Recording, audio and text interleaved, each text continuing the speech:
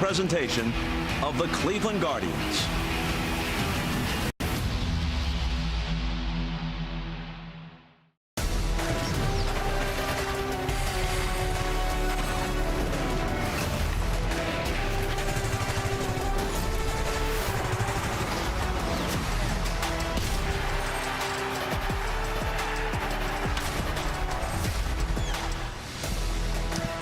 In the series opener, Cleveland hammered Minnesota with a game of good old-fashioned home run derby. They hit 7 dingers last night. They got back to guards ball with hustle and determination. They've taken the first 2 games of the series, and now tonight, Jose Ramirez returns to the starting lineup as Cleveland looks to maintain momentum in a tightly contested American League Central Division race. Game 3 of this 4-game series between Cleveland and Minnesota. Guardians TV presented by Progressive. Hi again, everyone. Matt Underwood alongside Rick Manning. We'll check in shortly here with Andre Knott. Rick, when Jose Ramirez went down with the hamate bone injury that required surgery, the question was, could this team somehow tread water and stay alive in the Central Division race? And they've done exactly that. Well, everybody thinks the worst when you go down because he was to miss 4 to 6 weeks. But with Jose, he comes back in 30 days. I mean, in 30 games, and that's remarkable. He's the heart and soul. He was having just an average year for him, but he's the man that goes out there. He makes things work, and people move off of him. So when he comes back, if these players can continue to play like they have been with him out, they're going to be remarkable. Because you look at the standings, they were a half a game ahead of the White Sox. Well, now it's still just a tie. So if you can last 30 games without him, they only look forward for him coming back. The injury report brought to you by the injury attorneys at Elk & Elk. The interesting thing to see with Jose Ramirez, timing. He missed that much time. How is his timing going to be? The one good news is maybe staying off his leg. He's going to come back with some energy. Well, let's hope so. He was stealing a lot of bases, hitting a lot of doubles as usual. But just to have him out on the ball field, everybody's going to be happy. All right, we've got the first pitch coming up soon. Guardians, Twins. This rivalry renews here tonight. Andre Knott will join us when we come back.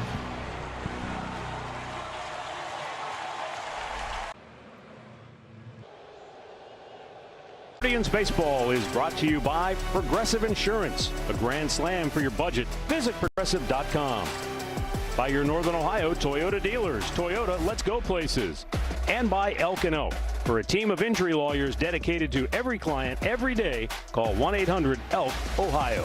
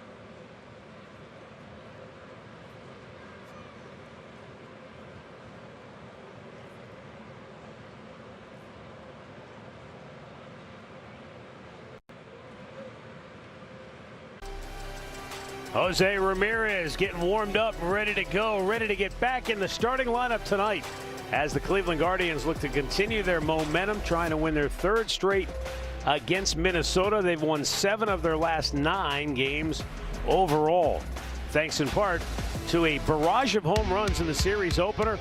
Petey Halpin hit his first big league home run, but he wasn't satisfied. He wanted more, so he came back later in the game and hit another one. First 2 home runs in the big leagues in the same ball game for Speedy Petey. He's downstairs now with Andre Knott. Guys, we appreciate it. Speedy Petey, first of all, do you like the nickname? Yeah, I like it. It's not bad. It's not bad. All right. Since you got called up last year, just what have you learned about yourself as a ball player? We've talked about your changes you've made with your swing to better work here, but what have you learned about yourself as a player now that you've been in the big leagues a little bit? I think, the main thing I've learned about myself is just the ability to, get on base and play good defense, do the little things right, and, win more games that way. Center field. Most guys played shortstop or played somewhere in the dirt. I'm pretty sure you've told me you've always been an outfielder. Why is that, and why do you love it so much? I like running around. I like being open, and, I like throwing people out. You like throwing people. Now, yesterday you almost ran Quan down. Is Quan realizing you get a little bit further than other people? Hey, Quan's a great outfielder to have by me, and, we work well together, so it's little crap talk, but it's all good. All right, Bailey Ober's on the mound. I'll start walking with you. Ober on the mound, big tall guy, throws a changeup. What's the main thing you got to do with it? See it up, drive the ball through the middle of the field to stay on that changeup, and hopefully do some damage. That's some fun tonight. Awesome. Thank you, guys. Thank you, Andre, and thanks to Petey Halpin for spending a few minutes with us before he takes the field as the Guards take on Minnesota tonight with Slade Ciccone on the mound. Yeah, Slade's going to be making his 20th start this year, and a record of 4-6. He had a very good month of June, and he's coming back. His last start was against Minnesota. That was July 8th. He went only 3 2/3 innings, 6 hits, allowed 3 runs. Did not get a decision in that ball game, but he is 1-0, and this will be his 3rd start against the Twins this evening. Derek Shelton's starting lineup for Minnesota looks like this. Trevor Larnach will lead it off. Brooks Lee, a switch hitter in the 2-hole. Cody Clemens bats 3rd. Josh Bell, another switch hitter, is the DH batting cleanup. Then Royce Lewis, switch hitting Victor Caratini at first base, bat 6th. Then Alan Roden, Luke Keyshaw, and Alex Jackson hitting 9th. And defensively for Cleveland, it looks like this. It'll be Quan in left field. Halpin is in center. Schneemann over in right. Ramirez and Rocchio are on the left side with Vizana and Manzardo on the right. Patrick Bailey behind the dish. Without Jose Ramirez, the Cleveland Guardians went 15-15. They played a lot of close ball games. Out of those 30 games, 12 decided by 1 run. They held their own going 6-6. So getting him back in the lineup can only give the team a morale boost, but just his physical presence alone and what we know he can do with the bat is going to be huge. And the great thing, he wants to be out there. It had to drive him crazy for sitting out for 30 games. You got to know that. He's not used to that. No, he's not used to that. Here's a guy, he goes at it every day, every inning of every game. So I'm sure he's awfully glad to be out there, and hopefully he's settled in and he's ready to roll. Willie Trainer will call the balls and strikes this evening. Charlie Ramos is your first base umpire. The crew chief, David Rackley, over at second. And Nestor Seja is our third base umpire. Game time temperature, 70 degrees. It is beautiful, absolutely isn't it? Beautiful indeed. Yes.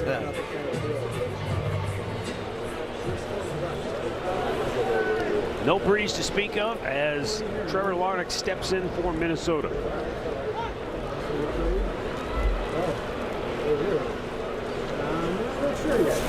First pitch from Ciccone is a fastball strike. Twins have lost 4 straight, trying to avoid equaling their longest losing streak of the year. Twice earlier this season, they have dropped 5 in a row. Ironically, both times previously when they lost 5 in a row, Rick, it was at the end of months. It was late in April and late in May, and now here we are late in July, and they've just kind of spun their wheels. And they were playing so well, on the road. It's just after the All-Star break, they opened in Chicago and coming here, and they're 1-4. Derek Shelton really thinks like getting a lead early would be very beneficial for his club. They've been outscored 34-9 during this 4-game skid. And it's the pitching. You're right. They're falling behind early, and that's a tough thing to overcome. Well, this will help. Trevor Larnach just blasts one to deep right center field, and that's way out of here. And Minnesota will indeed play from in front. 8th home run of the year for Larnach.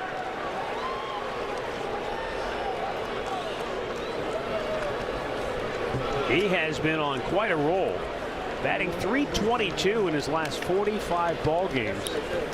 And even though he's never had a lot of success against Cleveland, a .188 average in his 33 previous games, he got a fastball up. Look how that's right on the tee for him. Yeah, and he has pretty good power when he hits the ball. They've been able to handle him, but right there, pitch up in the zone, and it got hammered. So a 1-0 lead. They got a home run in the first inning of last night's ball game. Brooks Lee takes a strike on a curveball.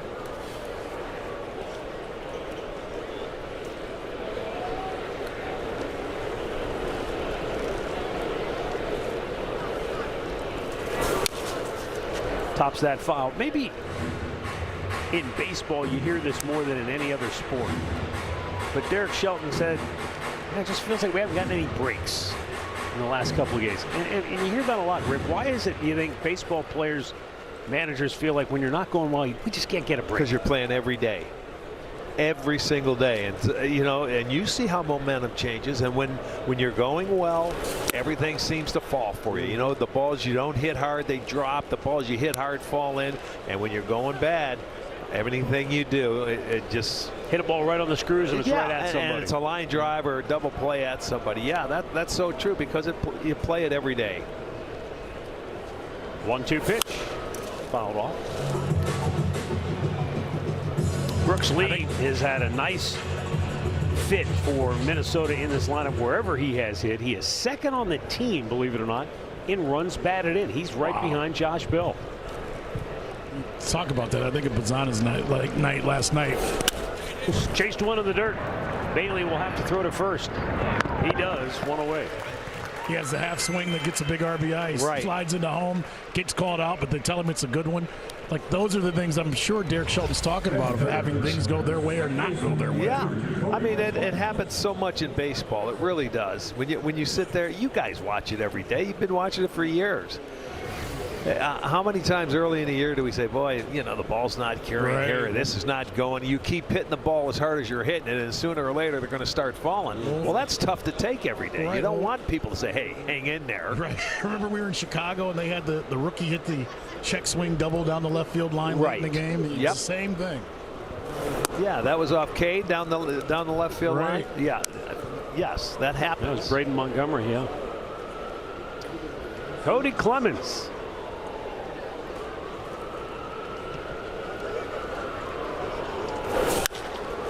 Lifts it into, that won't even make it to the outfield. Right on the dirt. Rocchio, the shortstop, has it 2 down. Now that leadoff home run will make you start locating that fastball a little bit. He got one that he liked, Larnach did, and he hit it out. So Slade was able to jam him there, get the strikeout, and then get Clemens. Well, here's Josh Bell coming up. Reached his 10-year milestone of Major League service time last night. Interesting in that Bell, his name's been out there in the rumor mill. If Minnesota should decide to sell, he could be a piece that other teams may covet, especially the way he's been swinging the bat this year. But then you listen to what he said after Derek Shelton lauded him in the clubhouse prior to the game. He said, in 15 years, 10 in the show, this is the closest clubhouse I've been part of. He flies to deep left, and the inning is over. Minnesota has the early lead. The Guards are coming to bat. Intuit QuickBooks. Stephen Vogt's starting lineup tonight brought to you by Progressive, and Jose Ramirez back in there in the 2-hole following Stephen Kwan batting in front of Chase DeLauder. Then it's Rocchio, Bazzana, and Manzardo. Daniel Schneemann, Patrick Bailey, Petey Halpin rounded out. 9 left-handed bats against the big right-hander Bailey Ober. Yeah, he's only 6'9". A big guy comes at you, gets that ball out in front. But the thing about him, he does not throw hard, and it's going down. I mean, he's 6'9", but his fastball's around 88 miles an hour now. So that's the difference between him and that changeup now. You can see he's 7-3 with a 432. He missed some time with some elbow, but he's a home pitcher. He's 5-0. Line drive right to Cody Clemens for out number 1. And here comes Jose. The third baseman, number 11, Jose Ramirez.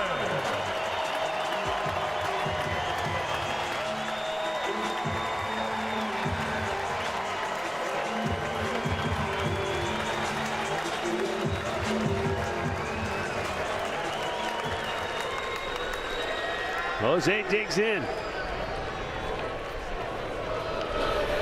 Ober lays it in there. First strike one, a first pitch changeup.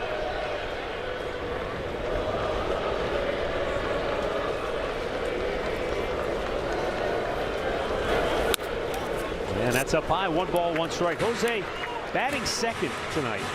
And you think about before he went down, Stephen Lowe was searching for the right combination, trying to find out who fits best where in this lineup. And even Jose, who you came to think of him as the 3-hole hitter, even he was moving run. The 2 spot may be the one that is best suited for him right now. He's hit 283 out of the 2-hole with 10 doubles, 4 homers, 17 knocked in. Well, if he can continue that pace, and then you have DeLauder hitting third, that's a really nice combo. So, especially when you move Quanti back into the leadoff spot, so I like it. And hopefully, it may take Jose a little bit to get going after missing a bunt. But I don't think so. Well, not that long. Maybe 1 swing. He's back. A 1-out single for Jose Ramirez in his return.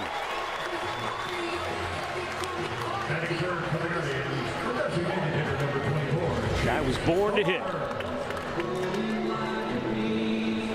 Went down and got that changeup.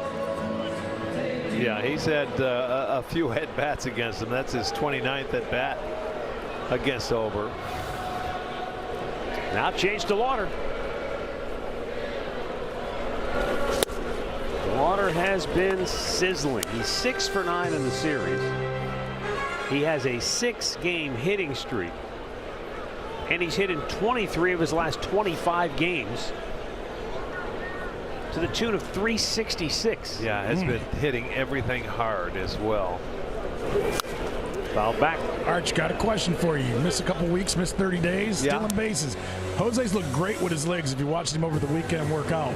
But is your timing different when it comes to stealing bases? You can hit in the cage, you can field ground balls, but stealing bases, there's no way to practice that. I know it, but he can do it. I mean, he knows this guy. It's all a matter of getting the jump off the starter or whoever's pitching, really.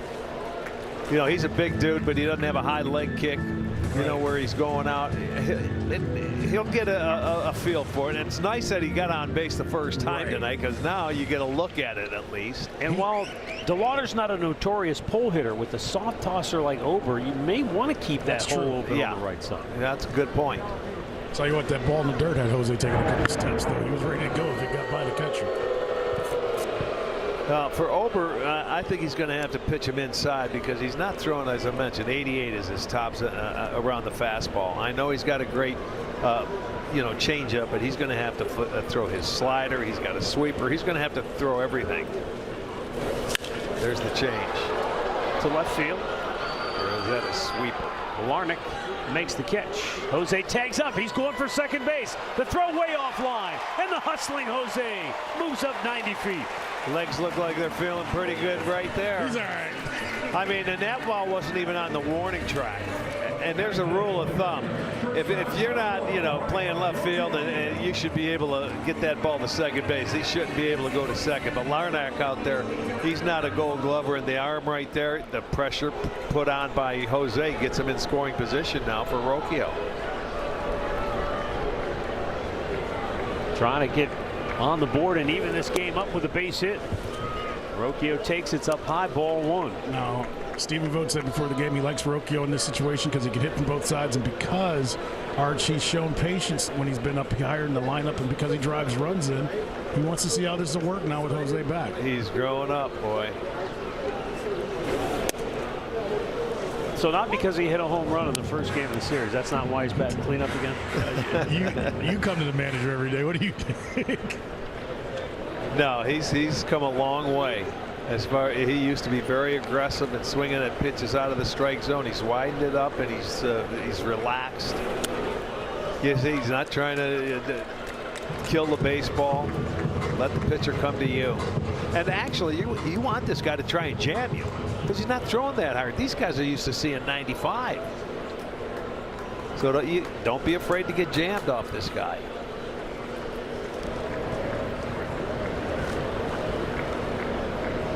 The 2-1 is a little low and inside. 3 balls and a strike. And that's what you're sitting on, a good count in a situation here. Keep the same discipline, but look in your zone to do some damage.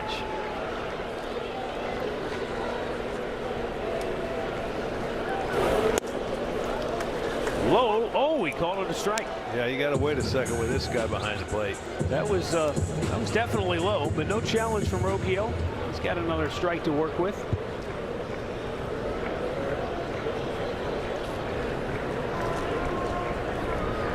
Now the payoff pitch.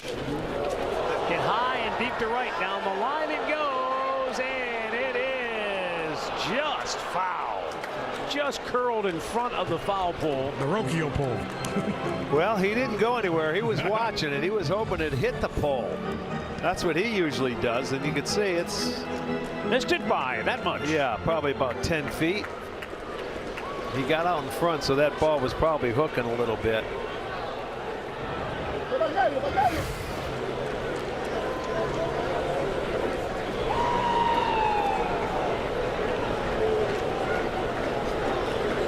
Got to go.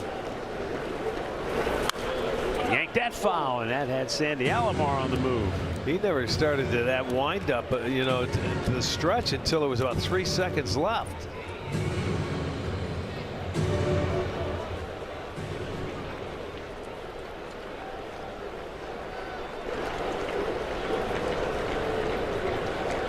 Once again, the 3-2. And once again, a foul ball.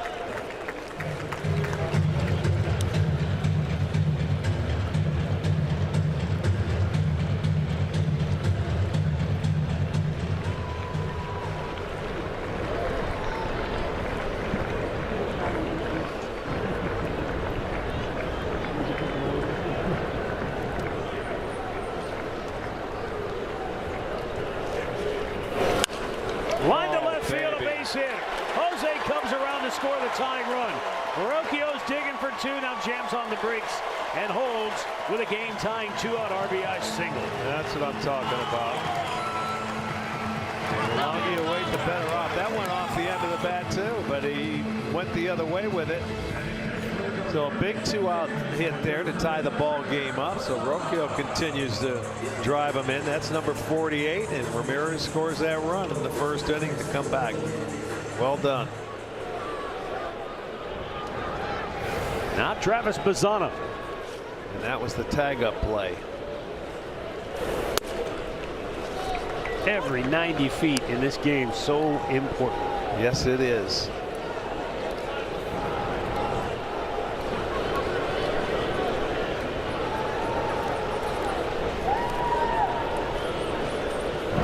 You know, I wonder too, Arch, Jose's return, the impact it may have on the overall base running of the ball club.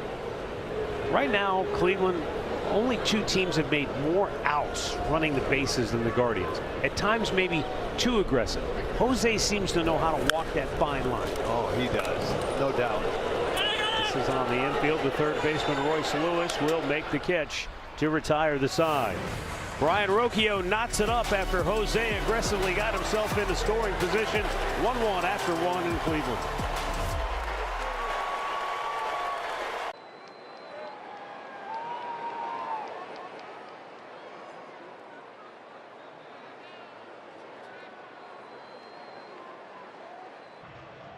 That's simple human sense. Guardians TV presented by Progressive. 1-1 ball game, second inning. And Royce Lewis to lead off for Minnesota.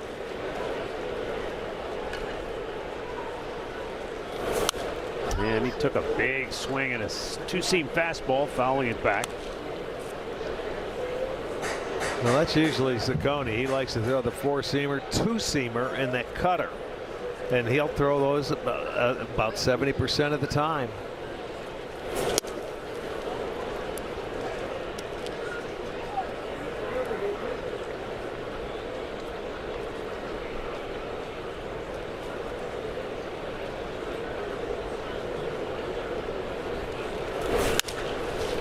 To third base, Jose has it. And a perfect throw, one down. So he's pretty much already into the game. His first at bat, he gets a hit, got some base running going, and now he gets his ground ball.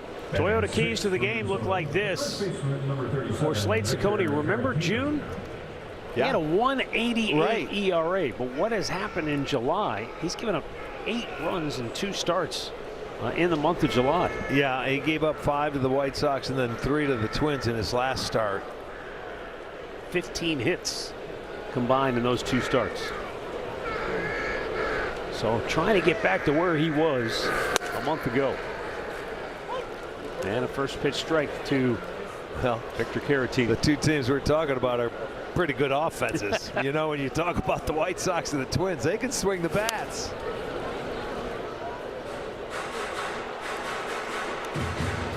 It's all about location.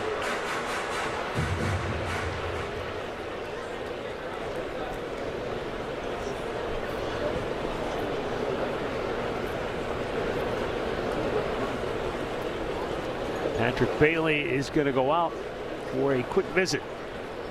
And this is another key, I think, for Slade when he's pitching ahead in the count, much like we talked about last night with Parker Messick. The 0-2, 1-2 counts that he has in the games, it's also a key for Slade. 65 times he's done it this year on a 1-2 count. Hitters have hit 188 with no home runs off him. So it's a big key.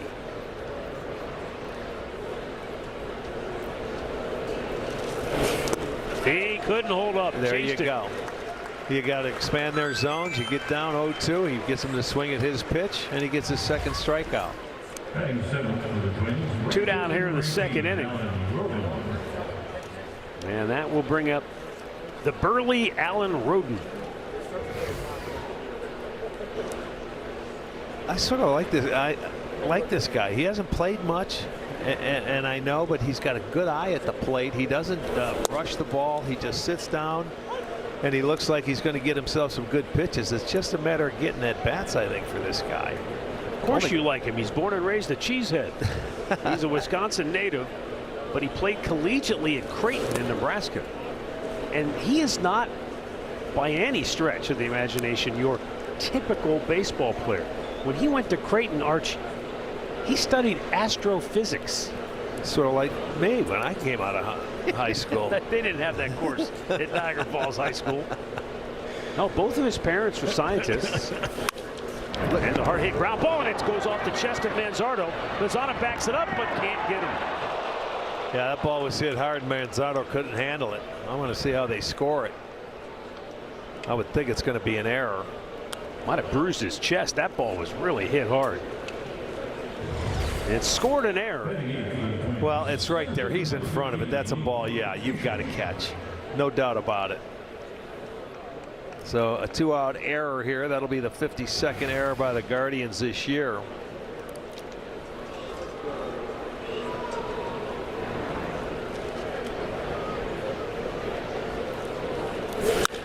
Hit hard. Oh, look out at the end of the dugout. Boy, Andre, they're trying to find you early It's all tonight. right. I'm ready tonight. Scattered like bowling My man pins. Darius hooked me up. I'm ready. You got a glove? No, I got a helmet. Oh, baby. there you go. Yeah, you looking good on that Come one. on now.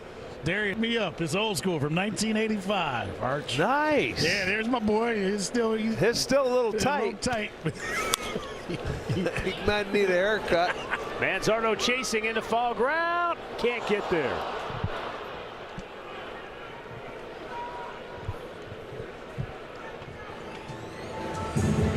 Come on, Arch. Darius heard us talking last night. This helmet is from 1985. His dad got it at the ballpark and kept it. That's why he wears it, because of that. He said he had another one. He wanted me to have this one. Nice. So I'm rocking it tonight for him. Good. I'm in. there it is. There he goes. There he is. You know, Aaron Boone once asked me, to be in TV, do you have to have a large head? I know you and I have both been ridiculed for the size of our dome. Andre, you're in that same category. Too, yeah. I think you do. I think Darius has got a future in TV. Darius, you got TV written all over you, baby.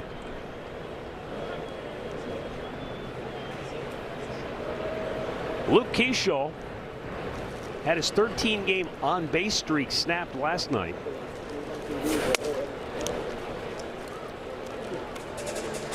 But he's got a .472 on-base percentage in the month of July.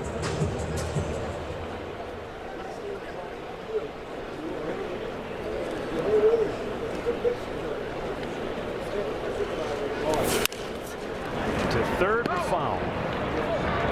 Yeah, without thinking, you're going to throw it because he's going to hustle until you hear the umpire say foul ball. 2 balls, 2 strikes. Keyshaw will head back to home plate and try again. Hey, Andre, I like that. You look good in that helmet. I'm trying, Doesn't man. it feel better, man? No ear flap? No ear flap. I'm old school. You know how I rock. That's I want right. to be old school. I like you, that. man. That's like that's just like the one I used to wear right there. You got I don't it. need any A protection. little smaller than the one you got on. though. Yours is smaller. Didn't get all the way there.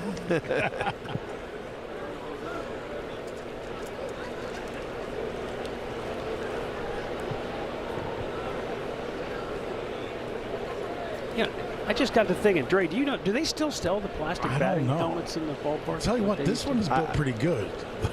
I wouldn't want nachos in this one. I could play in this one. No, those are the giveaways, man. Got them looking. They don't sell them to wear. You have to buy nachos in them. Yeah.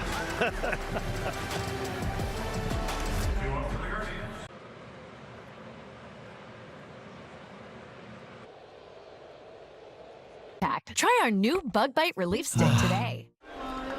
Score big on authentic gear at MLBshop.com. From official jerseys and memorabilia to hats and hoodies, we've got the whole season covered. Visit MLBshop.com/Guardians, the official source of your Guardians gear. Kyle Manzardo leading off the home half of the second 1-1 ball game. 1 for 3 in the series with a double.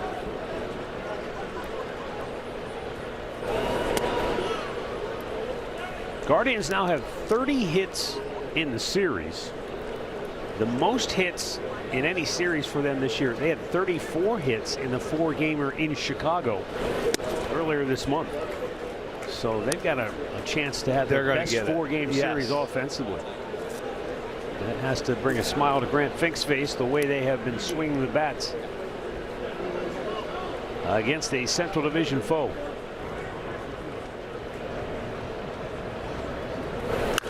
Oh, Kyle Manzardo trying to wrap one up the alley in right center field. It gets down on the warning track. Keyshaw fires to second. Manzo with his second double of the series. That's his 9th double on the year. So a nice leadoff double at that. Rick, I was thinking, with a guy like Ober, who's a primary fastball changeup pitcher, as a hitter, do you have to make a decision to sit on one or the other? No. Or because of the lack of velocity? About 6 mile an hour difference on his velocity from his fastball to his changeup. So you know what? That's why I said earlier you can get jammed by him. Make him throw the fastball by you so you're not out in front of the changeup. This is a guy, I believe, if you're a good hitter, you can sit on his changeup and still hit his fastball. Yeah, if there's not a lot of separation. Right. There. When he was throwing 92 or something like that, and he's that tall, that's a big difference. I read earlier that among all pitchers who've thrown at least 300 four-seam fastballs, he's the only pitcher in baseball whose velocity is under 90 miles an hour. Yes. You know, some pitchers are throwing changeups that hard. Oh, easily. You know, so that's why I'm saying get jammed. Center field fairly deep. Keyshaw going back, tagging up Manzardo. He'll move to third, and that makes it a very productive out for Daniel Schneemann. It does, and you're going to run on Keyshaw because he's not an outfielder. His job is to get it into the cutoff man like he did, but you move the runner along. Good job. StatCast 3D powered by Google Cloud. When you look at the difference between the fastball and changeup. Well, if he's throwing that changeup down there every time he throws that ball, and if he's throwing that fastball up every time, that's what it looks like. But, you know, a lot of times it doesn't happen that way. Well, Patrick Bailey trying to break the tie. The infield is in. Yeah, this is a free at-bat for your first at-bat of the game. Man on third, less than 2 outs, and the infield in. Talk about feeling good. Patrick Bailey is 5 for 6 in the series, and it's 2-1 Cleveland as he brings home Manzardo with a single to right. And hit it with authority. Nice. Nice at-bat. Go. Bailey gets his 18th RBI, and there it is, a little changeup going down and away, and he's ready for it. Stayed back on it beautifully. So the Guards take the lead. That's already 4 hits through the first 8 hitters. Up and away. Petey Halpin has hit in 5 of his last 6 games, going 7 for 19.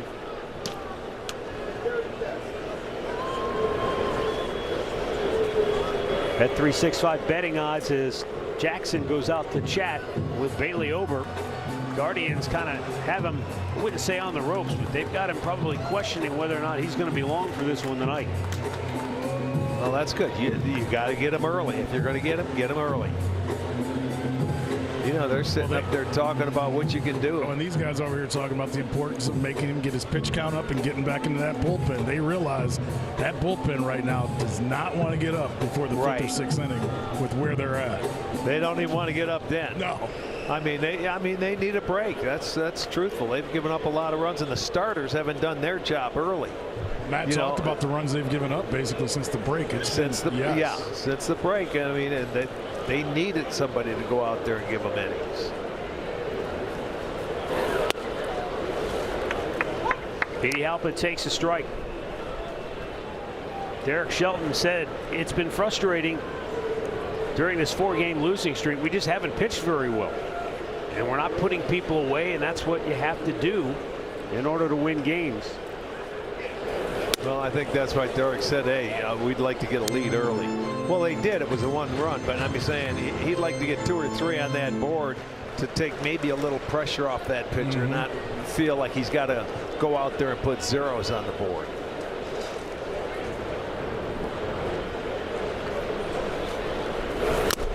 Swung through it. Evens the count 2-2. You can wait a little bit more on him. Let it get a little deeper or a little closer to you.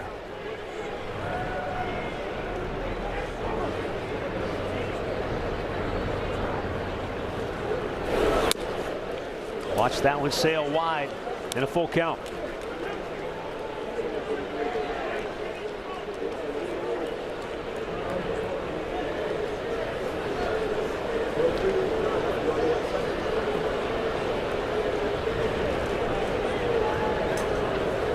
There goes the runner, and it's fouled back.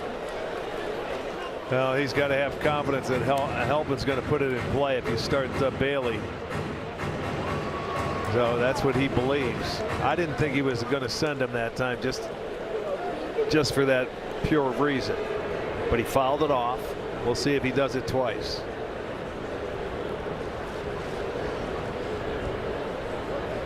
He's running, and Halpin scorches it foul down the right side.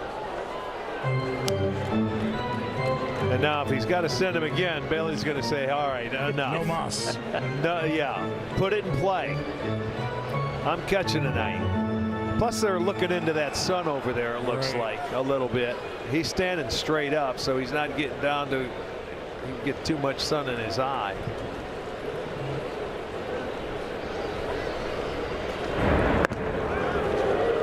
can almost telegraph that one. I mean, after he ran on the previous two. That's good. It's giving him more time to catch his breath.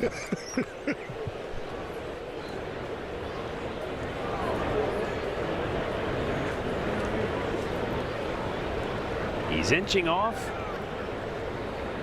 And he's running. And hopping in the air to center field. Routine fly ball for Keyshaw. And Bailey will retreat. I like the aggressiveness, though, of starting him. He started him every time, knowing that Helpin was going to put it in play, or at least believing that. So with 2 down, Stephen Kwan coming to the plate, hit the ball hard his first time up. The result was a line drive out to second base. Kwan has hit in 19 of his last 23 games, batting .400 in the month of July.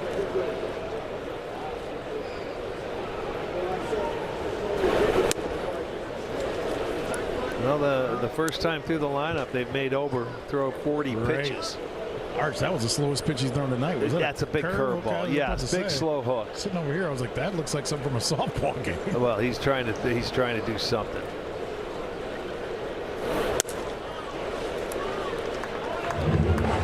You know, and Kwan's not a guy that would swing at that pitch, even if it was a strike. He's one that's going to take it.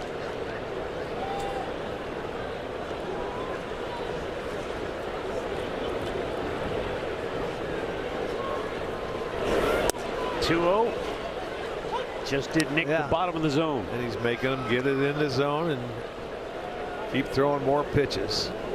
That's the Kwani we're used to. Yes. And we He'll take a 2-0. And we talked about this earlier when he was struggling. He's a guy that can hit 400 for a month and a half, 2 months when he's locked in. Hit hard. This one Clemens cannot get. Bailey's on his way to third. He'll make it easily, and Guardians are at the corners with 2 down. Shows you right there. Took the 2-0 and comes back to the next pitch and hits it hard. I mean, a hard pitch. Lined it into right field. Second time he's pulled the ball in this series. At least last night and now tonight. Did you see his reaction? Maybe because of the first one.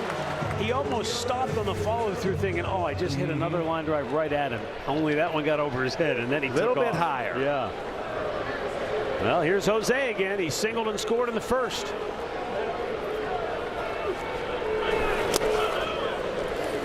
Who will ever forget the last time he fractured the hamate bone in his other hand, in his right hand, back at the end of the 2019 season? He came back way ahead of schedule with the stitches, I think, still in his hand.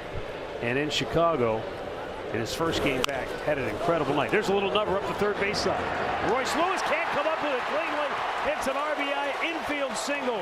Jose's 2 for 2, and Cleveland leads it 3-1. And I really believe that right there, Lewis felt the pressure of Jose running down the line and tried to rush it and maybe took his eye off it for a barehanded play. That's the only chance he had. And that puts the pressure on the defense. Watch him come up, see if he looks up a little bit, but when he gets to the bare hand, to see where Jose is, and then he doesn't come up with the baseball. So an RBI single, 4 hits in the inning. It's now 3-1. Now this is where you can deliver a punch. 4 hits in the inning, and now Chase DeLauder. His second look at Ober tonight. And that's way outside, ball 1.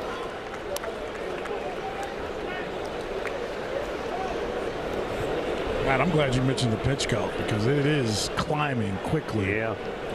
Closing in on 50.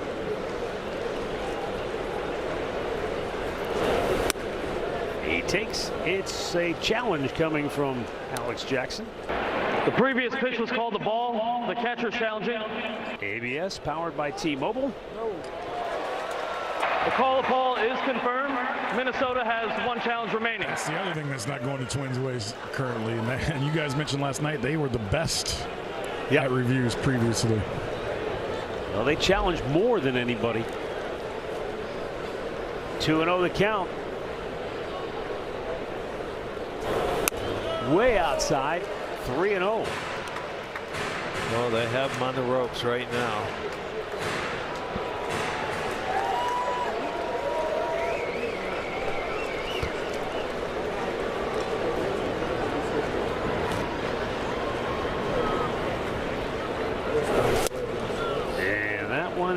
just over the inside corner for a strike. Yeah, he might have been looking out over the plate. Now that was a fastball, and it registered 87 miles an hour.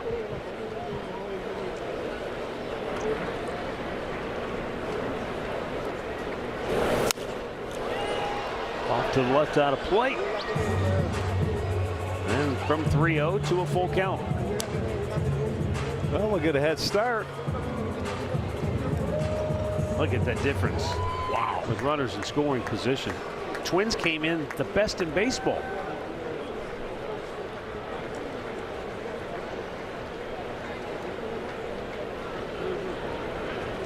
Runners go, and it's fouled off.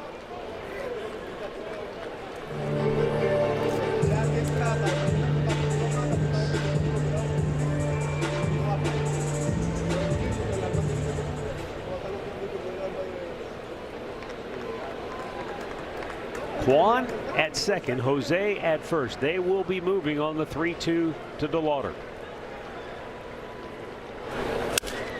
Broken bat right to the first baseman, Caratini, and the inning is over. Guardians take the lead with 2 runs on 4 hits in the second. 3-1 Cleveland.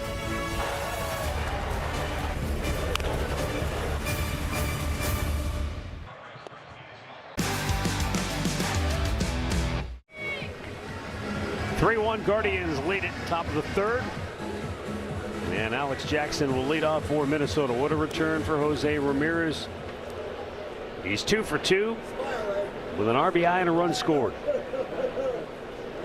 And we're in the 3rd inning.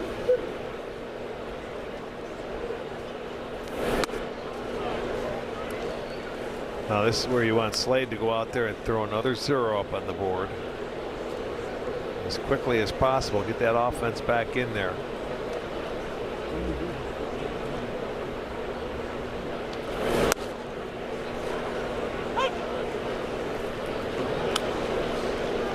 This is Jackson's second appearance in the series. He pitched an inning of scoreless relief in the series opener. He was the only Twins pitcher to hold the Guardians scoreless in the series opener. He may be back in there tonight again tonight.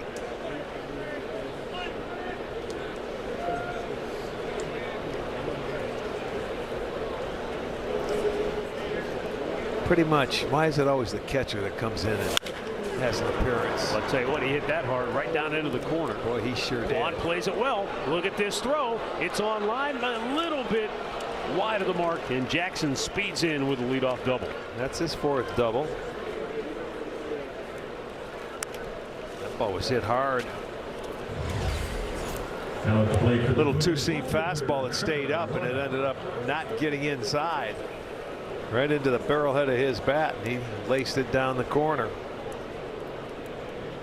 So that's their second hit, first time through.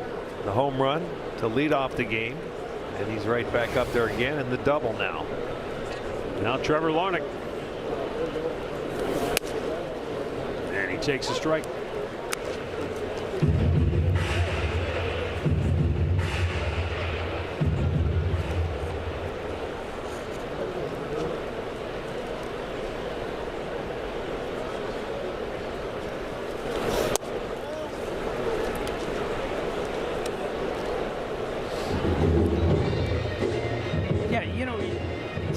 Though about catchers being the sort of cleanup mop-up pitcher in blowout games, it's got to be from just throwing down to second base and throwing back to the pitcher. Right back to the pitcher, and they're not going to overthrow, but it seems like every catcher can do it.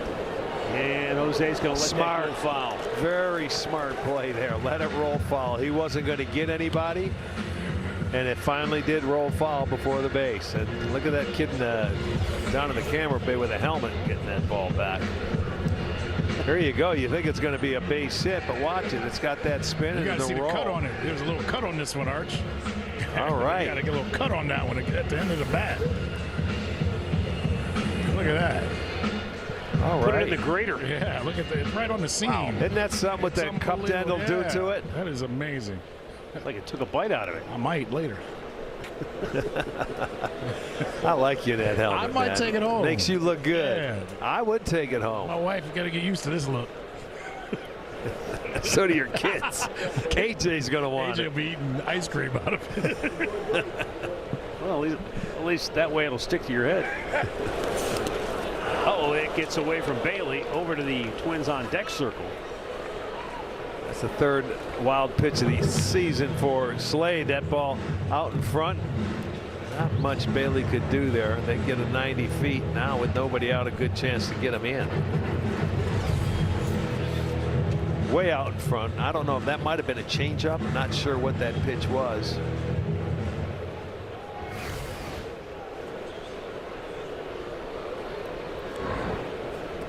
Well, Trevor Larnach with a 2-ball, 2-strike count.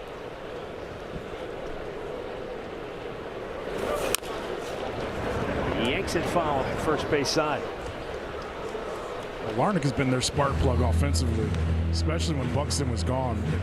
When they win games, he hits over 370. So he's one of those guys you got to kind of keep quiet because he's made their offense click over the last month and a half.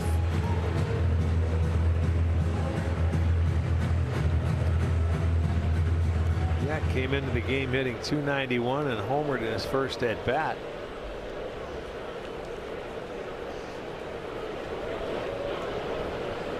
The 2-2. Touched on this a little bit last night, but Larnach is a good example of why organizations try their best to be patient, because it didn't happen overnight with Larnach. It took him a couple of years, and you know, he went through those ups and downs and those frustrations. Is it ever going to really happen? Well, they've been rewarded. And that's outside, ball 4.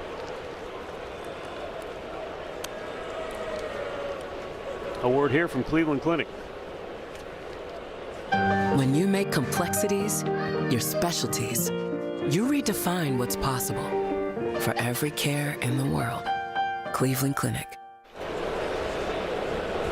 Now Brooks Lee. Well, they got him the first time, strike out, but Lee, over his last 8 games against the Guardians, is at .333. 11 for 33 with 6 ribbies. So he's done a good job. Tough matchup for Ciccone because this is a very good fastball hitter, Archie. You talk about the 3 fastballs. He may have to use some of his other pitches against him. Yeah, well, he tried that one pitch that he was a wild pitch. I think it was the changeup, but that one he left upstairs. That curveball is knocked into center field. It's an RBI single, and all the way to third with the tying run goes Larnach. Good aggressive base running. So it's 3-2 with nobody out, and Larnach the tying run at third base. We've seen this Twins team get after it and put together and string together a lot of hits. They've done it a couple times this year against a couple of our pitchers, 5-6 hits in an inning, and they're off to a good start.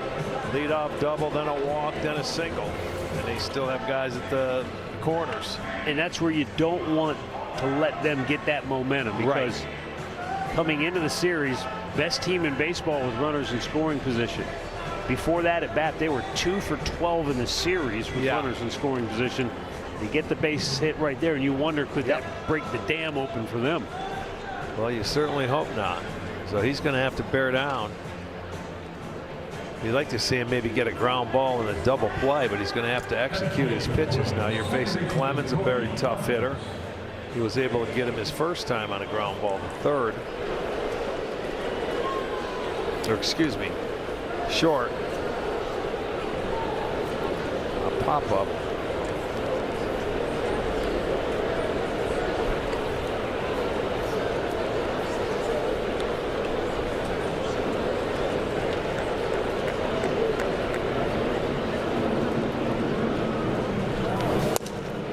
Cody Clemens looks at a fastball strike.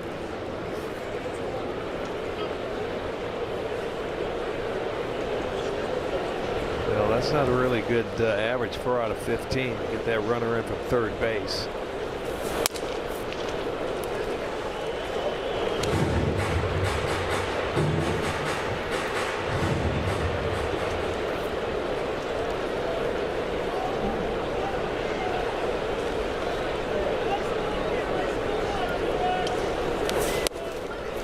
Clemens has only grounded into 6 double plays, but also only has 2 sacrifice flies. Yeah, that surprised me. He seems like he tries to lift and hit the ball in the air more so than he would on the ground. So I could believe like the 6 double plays still is a lot, I think, for a guy that can run like him. But stay in there. Yes, he didn't give him any swinging room. He stayed inside on that sequence and got the strikeout. First out of the inning. Now you're a ground ball away from getting out of it. Well, we've said it early with Bell. You got to be careful early in the count with him. Well, now you've got a guy who leads the team in grounding into double plays, but also the guy that leads the team in RBI. He tops one, but it's slowly hit. Get one. They'll get the out at first, but the Twins tie the game, give Bell his team leading 61st RBI on the year. Yeah, just didn't hit it hard enough. Topped it. The only thing they could do is get the one, but he gets the run home. So you can see how quickly they can score. Now batting for the Twins, third baseman Royce Lewis.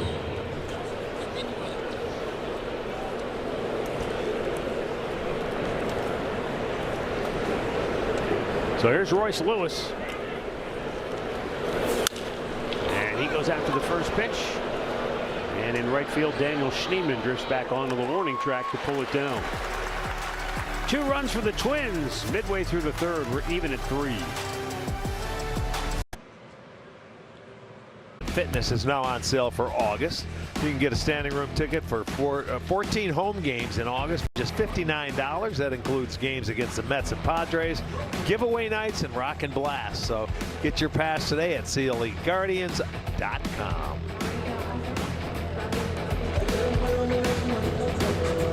Brian Rocchio will lead off the home half of the third. 3-3 ball game. Rocchio an RBI single his first time up. Looks at a pitch outside for ball 1. Rocchio has hit in 5 straight games.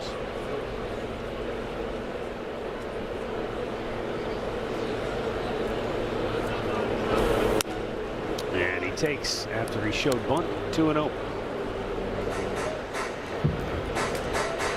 Maybe just trying to get Lewis in a little bit at third base, and he is a little bit.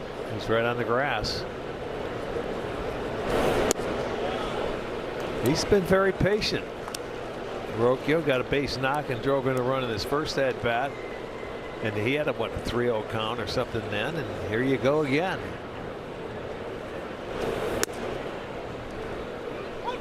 Taken all the way there. I think, you know, watching Rocchio and some of these Guardians hitters here in the early going, you heard Petey Halpin tell Andre as he ran onto the field, see him up. Yeah. So they're trying to lay off to anything that's low or borderline low. Well, and he's that pitch count up. He's going to be approaching 60 here. That last pitch just did nick the bottom of the strike zone, but not a good pitch to go after. Now the 3-2 is hit well to deep center. Back goes Keyshaw onto the warning track and just shy of the wall. He hauls it in for out number 1.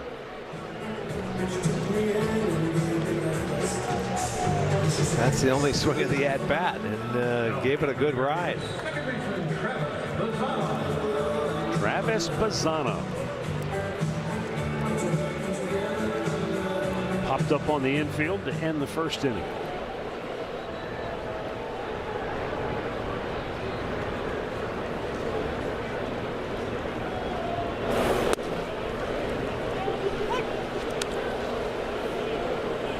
I know I've probably asked you this before many times over the years, but in particular here of late, I feel like almost every starter Cleveland has seen in the last, coming out of the break, it's been 98 to 100 miles an hour.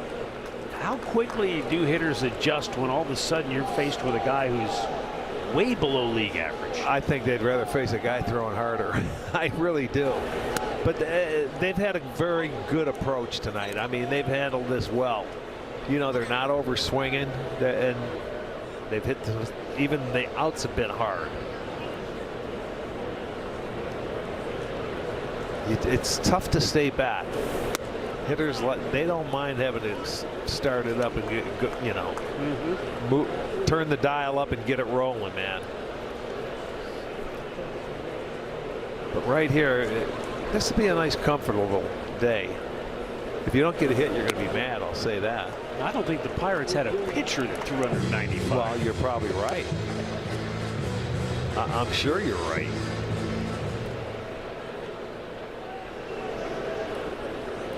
Sometimes those are the guys, though, that can, you know, do a little damage to you. As a hitter, you just get yourself out, I think, sometimes. You used to say in the old days, and you had to teach me the term, a comfortable ofer. Yeah, comfortable ofer. You see it well, you get a good swing. And you just try and do too much with it because you see it so well. Instead of just relaxing and reacting. Slow pitch, and it missed outside. Bazzano with a lead and 1-out walk here in the third. And that's the first walk, so that's a free pass, and he doesn't want to start doing that. Pitch was called the ball. The catch was challenging. A critical challenge by Jackson. This could be it for Minnesota if he's not right. And he'd be losing them both. He lost them both. Call of ball is confirmed. The pitch is a ball. Minnesota is out of challenges. He lost both of them. Yeah, Alex Jackson has exhausted the Twins' challenges here in the early going. Well, nothing you can do about it now. That gets a green check mark from Derek Shelton. It's going on his grade card. Well, I'm sure he's marking that down.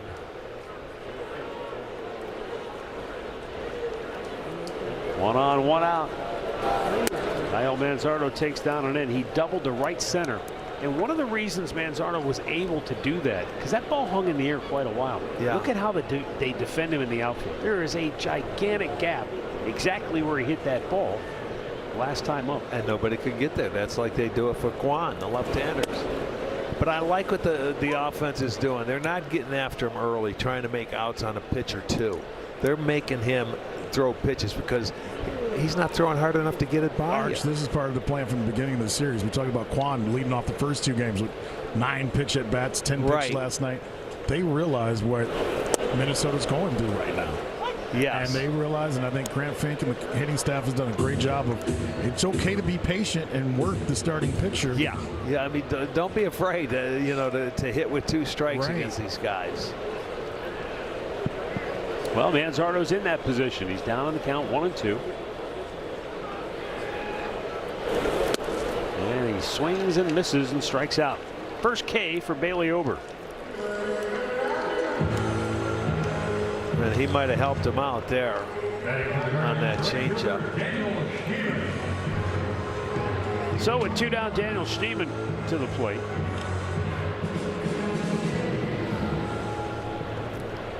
Schneemann drove the ball to deep center field his first time up.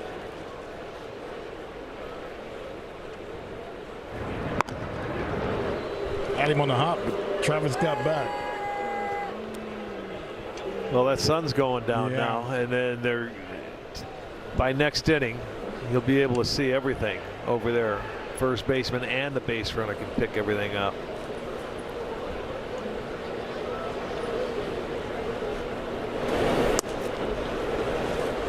Bailey Ober with a breaking ball in there for a strike. Seeing a few more sweepers here in this inning. Yeah, something really off speed. But he's going to have to throw him for strikes.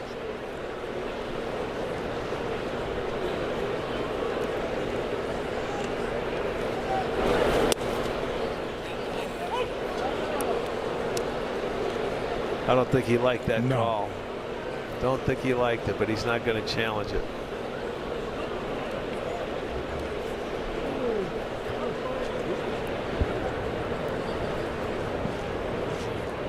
Going right back in there.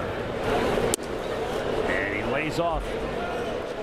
So many times for a left-handed hitter, that is their kryptonite. That slow spinner down and in. It keeps bearing in on you, and you end up chasing it.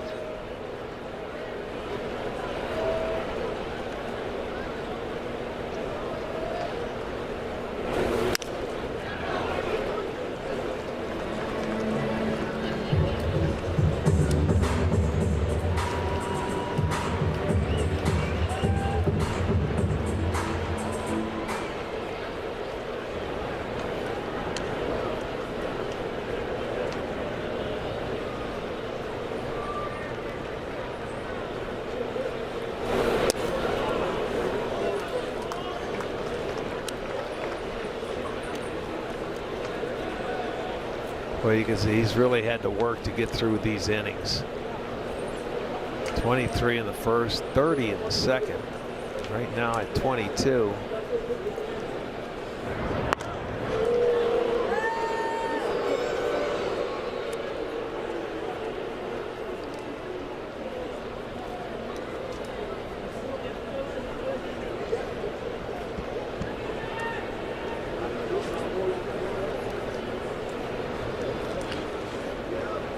The 2-2 to Schneemann. Runner goes.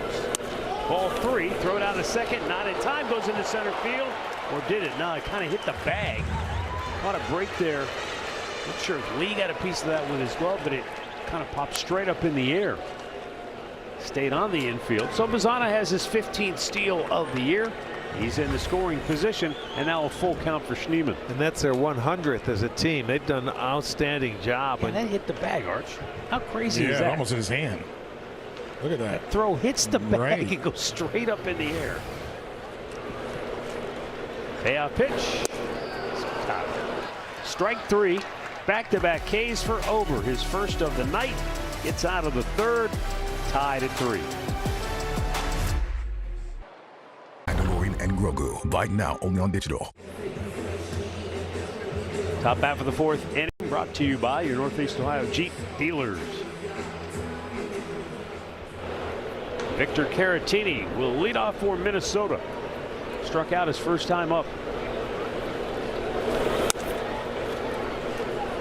It's the 48th pitch of the game for Ciccone. His counterpart Bailey Ober is closing in on 80.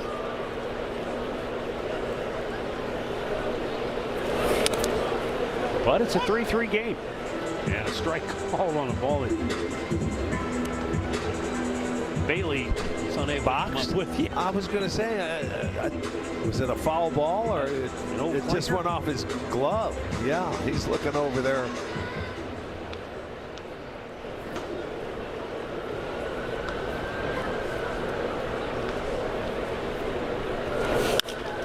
Hit hard to right. Schneemann going back onto the track. He runs it down. That was hit hard by Caratini, but it's out number 1. Just didn't get it up high enough. Hit it well. Schneemann on the track. He's going to make the catch right in front of the fencing. Out number 1. Just another great example of how Daniel Schneemann, no matter where they put him defensively, never looks out of place, does he? No.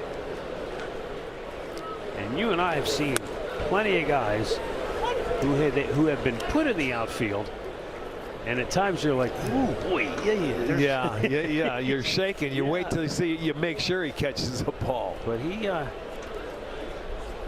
center, left, right, doesn't matter where they put him. Anywhere on the infield. The glove collection. Andre, how many? He has 1 for the infield. He's got 3 of them. 3 in a cup is what he tells One me. for second base, one for third, and 1 for the outfield. Yes.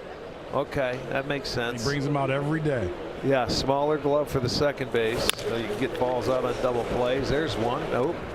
Rocchio rips it over to first. Manzardo unable to dig it out.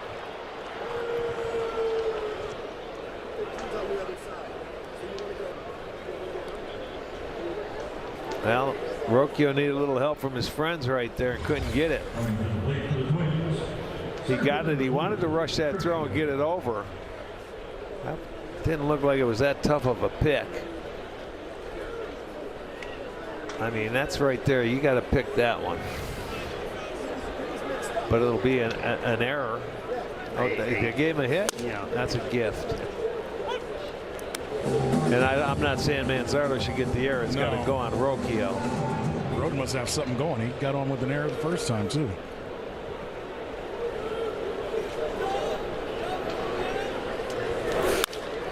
Line to left center. That's in the alley. Halpin cuts it off. Throws to second base. And there's your break right there. You give them a free base runner, and they're taking advantage of it. Ciccone could still get out of it with a double play ball. He's got Alex Jackson coming up, but he doubled off of him his first time up. Catcher Alex Jackson.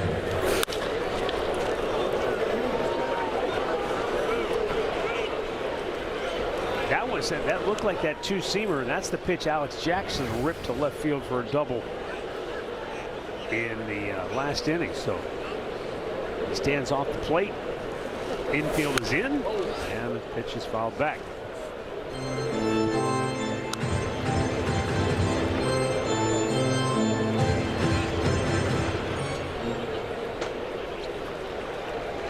Infield is in, but should he hit a ball hard, Lozano's position, they could try to turn two. It's in the hole. Ramirez cuts it off, and they won't get anybody. It just squirted free from his glove, and Minnesota takes the lead. He had it in his glove, and he wanted to get up and try and throw it, and he was just in an awkward position. You know, and he couldn't even get the lead runner now.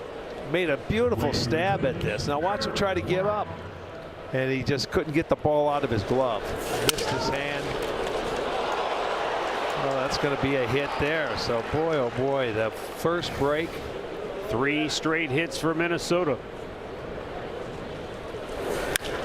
And Larnach sends one high in the air to deep center. Halpin makes the catch, tagging up, trying to go to third is Keyshaw. He'll make it. But there are now 2 down in the inning.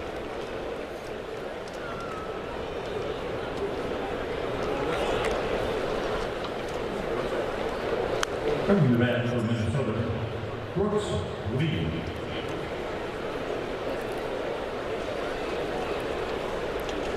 Brooks Lee is 1 for 2. An RBI single his last time up.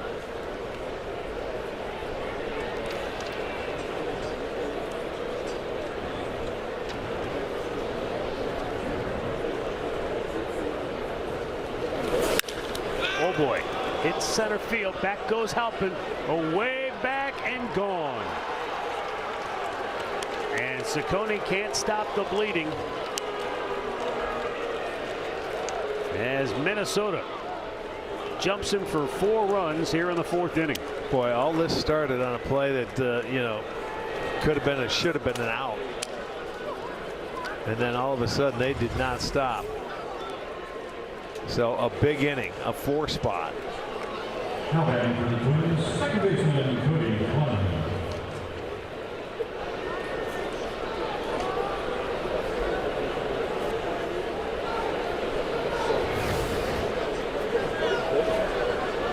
And now Cody Clemens drills one to right field. That's into the corner.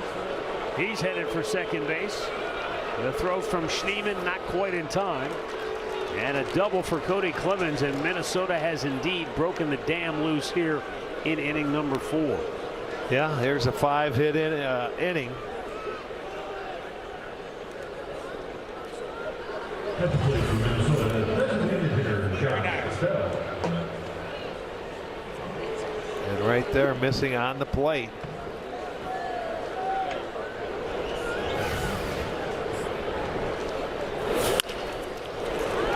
Ground ball to Bazzana. And the inning is over. But Minnesota does some damage with 4 in the 4th to take a 7-3 lead. Through and through. Well, the Guardians will face the D-backs on July 31st. Going to enjoy Sugardale Dollar Dogs, a $2 Miller Lite pregame and a postgame fireworks show presented by Gusto. Get your tickets today at CLEGuardians.com.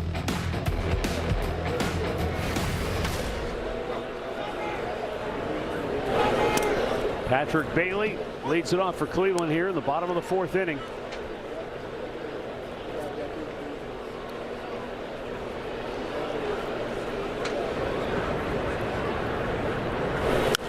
This is one of those strange games, the way it is unfolding, because it has felt like they've had over on the ropes in every inning.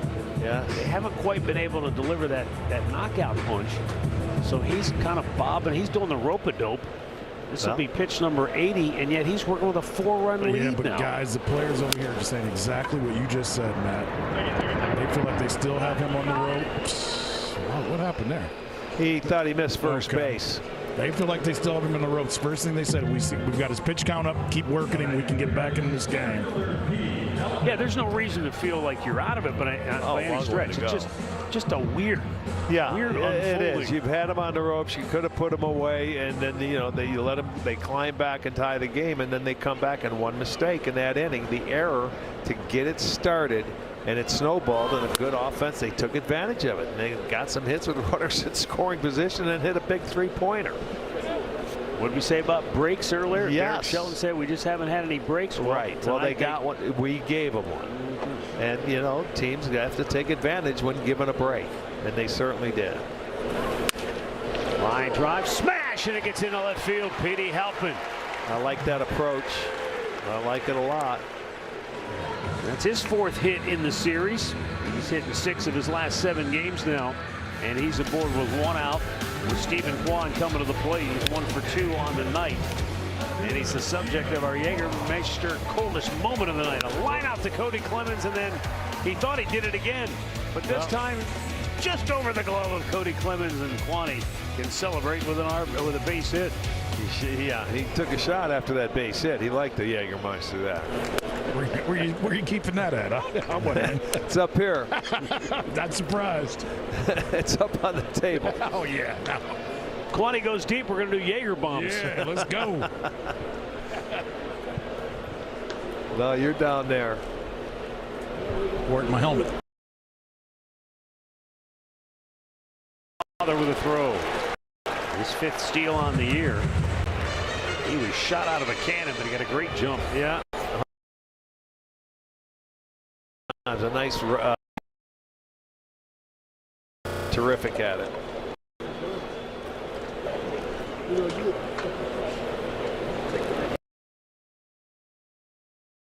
And smash into center field. Off the glove of Clemens. I'll tell you what, I don't know how in the world he even got to that ball. That was an all-world performance by Clemens to knock it down. When you're an infielder, and usually when you get the 2 outs, even though there's only 1, he did everything he could to keep it on the infield and knock it down. And he does it. Kwan will get a hit, but Clemens he saved a run. Look at where he was. He was breaking, and he just knocked that ball down.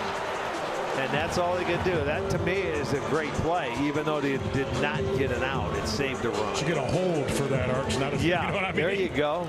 His belt the breaker took a divot out of the outfield grass. So 1st and 3rd, 1 out. Golden opportunity to get right back in it now. And Jose with a hard hit ground ball at Clemens. They get 1 at 2nd. Back to 1st. Safe is the call, and a run scores as Halpin comes home on the ground ball to 2nd base by Jose Ramirez, and only Jose's absolute pure hustle saved that from being an inning-ending double. Yeah, no question about it. He ran down like his hair was on fire. It was. And for him, that's a base hit because you get the run home. Right. You could have got out of that inning, but at least you put one on the board. Look at, he wants that helmet to come off. Chase DeWater takes a changeup on the inside corner for a strike. Wouldn't be surprised if Jose goes quickly here.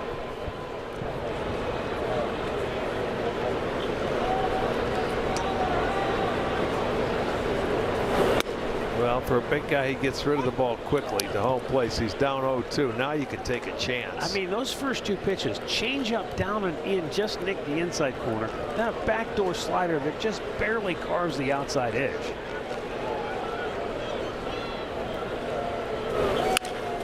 And a ground ball once again to Cody Clemens. Well, they've made the plays defensively, has Minnesota. And they lead 7-4.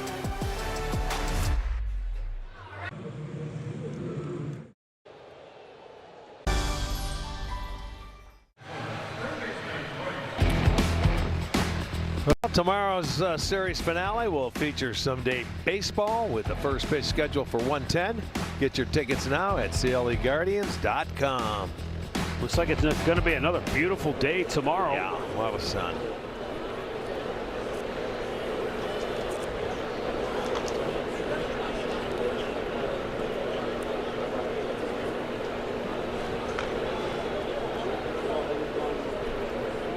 Royce Lewis 0 for 2, leading off, swing and a miss.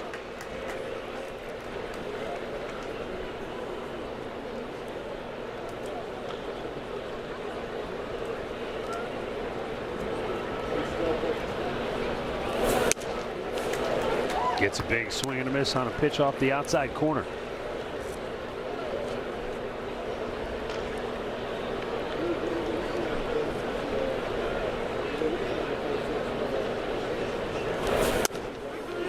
And strike 3 called as he painted it for his 5th strikeout of the night. And that's a good sign from Ciccone, because Arch, I would have to imagine if you're Slade Ciccone, after what just happened on the 4th inning, it's got to be sort of like a golfer where, you know, you're having a decent round and then you go double bogey and you 4-putt a green, and all of a sudden, how do you rebound from that when you feel like, oh man, I've just let it slip away? I mean, you're still in it, you're down 3, but well, yeah, and he's going to be coming to the end here soon, so he's got to end on a high note. You know, you got to shut it down, get that offense back in. Twins are probably going to their bullpen. I don't think Ober will be back. Yeah, they've got action in their bullpen as we speak. That's going to go out of play. In fact, it's Cody Funderburk, one of 3 lefties in Derek Shelton's bullpen, that is up and getting loose.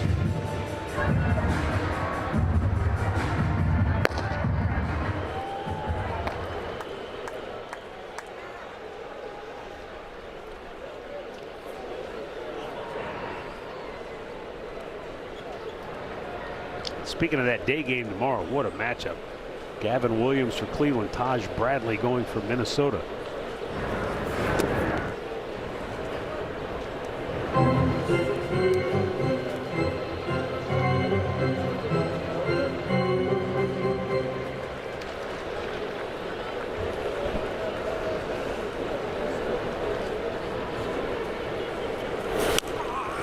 Ooh, that went off of his foot. He went down in a heap. I'll tell you what, that got him early. I don't know if it was his foot. It must have missed the shin protector. He's grabbing. It looked like he was grabbing at his right leg. Watch, it gets Does deep it hit inside. the knee? I believe it's I his think knee. it did. I think it's the knee. Yep. Right off the knee. Kneecap. Yes. And he went straight down. That's what he was doing, grabbing the knee cap. And he's a catcher now. Right, for him to go down like that. But you know, like, it looked when your knees locked like that and he hit right on it. We see more guys hitting off their front leg, their back leg. I mean, it's crazy where these guys foul pitches off of now. Foul them off their faces. Nick Paparesta. Oh, is that Nicky? He's been around. Yeah, he's been all over. One of Baldwin Wallace's finest. I was just going to say, I knew that part was coming.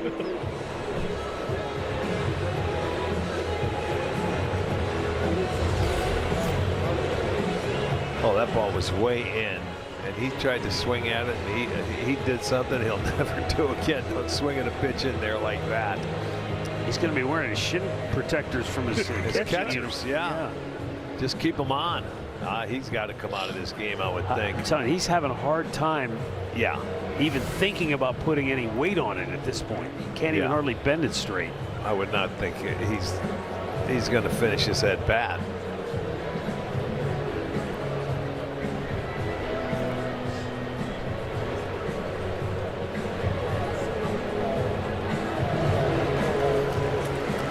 Well, that's the first step, one. Right? Putting a little weight on it, see how that feels. Step one. I don't see how, but.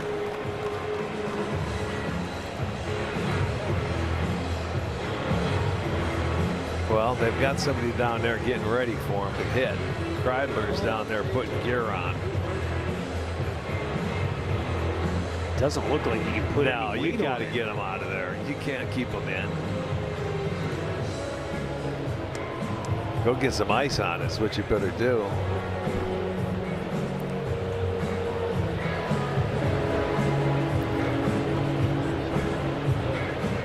Who's going to run for him if he hits it? Yeah, I think Derek Shell's like, all right, let's go. That's enough. Yeah, right. There's no way.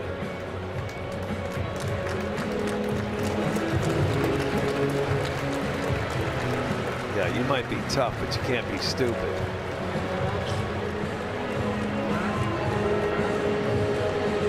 So let's see who comes out. It looks like that will be Ryan Kreidler indeed. You were on it.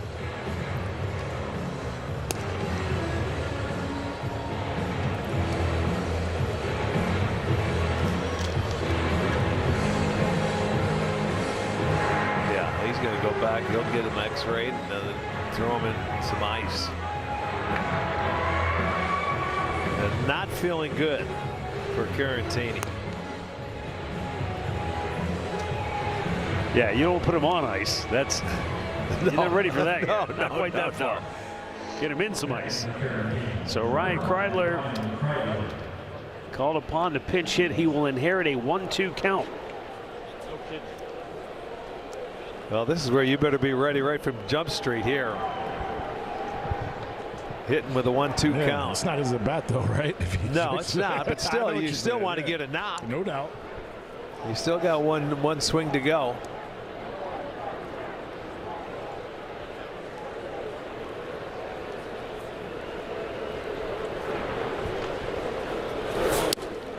Missed outside, 2-2.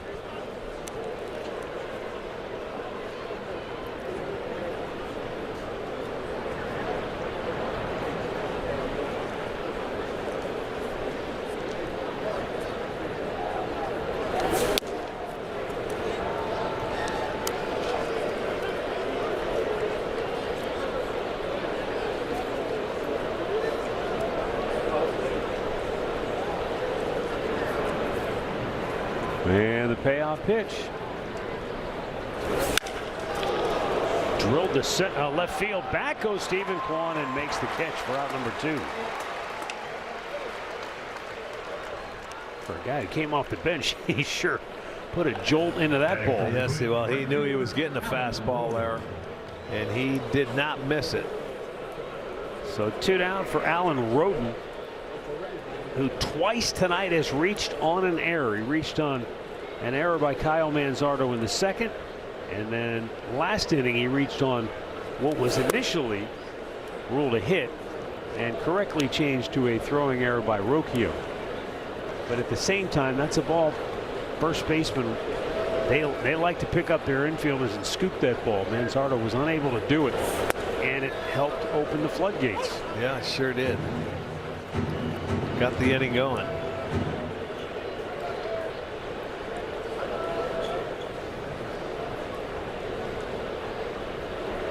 Now the 1-1. Top foul. This was last inning. Just a routine play. Rocchio gets it. He just the throw's a little bit low, and he couldn't get any help from Manzardo trying to pick that ball. So that's where the error came in, and that's what got the inning started with 1 out. Then they got single, the second out, and then a 3-run home run.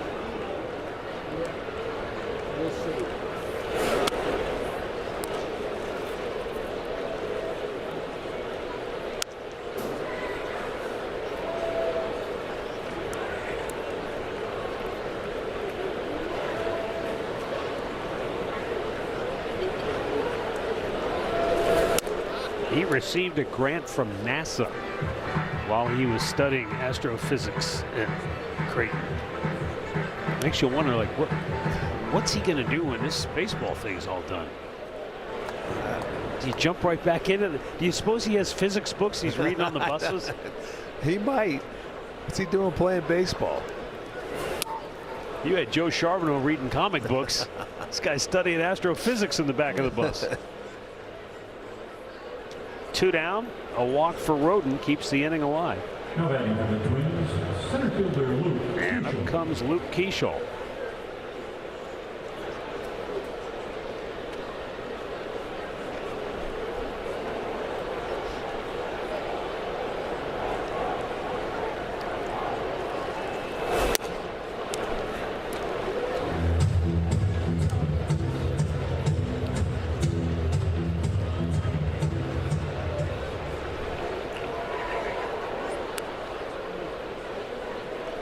Keeschall singled and scored in the 4th.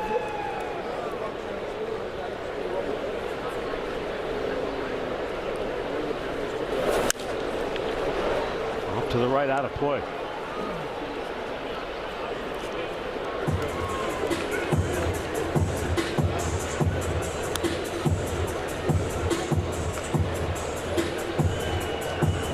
Eric Sabrowski just now beginning to loosen up in the Cleveland bullpen.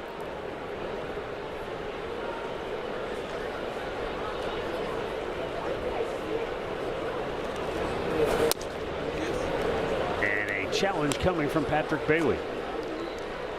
Previous pitch was called the ball. The catcher's challenging. ABS powered by T-Mobile, and Patrick Bailey gets his pitcher a strike.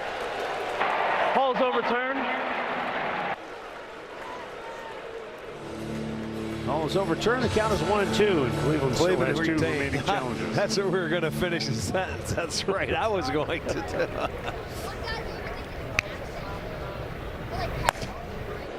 And now the 1-2.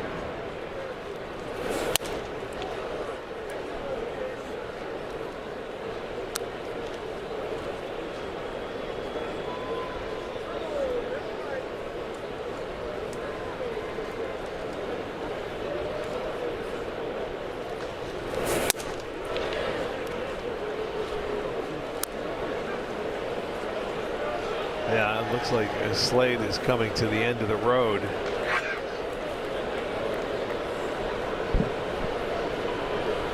Payoff pitch. Runner goes, and it's fouled away. You know, prior to the game, we were looking at some interesting numbers. First 2 times through the order this year, Slade Cecconi's ERA is just a shade over 3. But that third time through the order, his ERA is 11.42. But so far tonight, third time through the order, he gave up the 1 home run, but only big 2 hits. 3-run homer, 2 hits, but the big 3-run homer. Yep. You know, and that's the one that hurt. And I believe that's 8 homers now. You know, for that third time through. Hard but foul.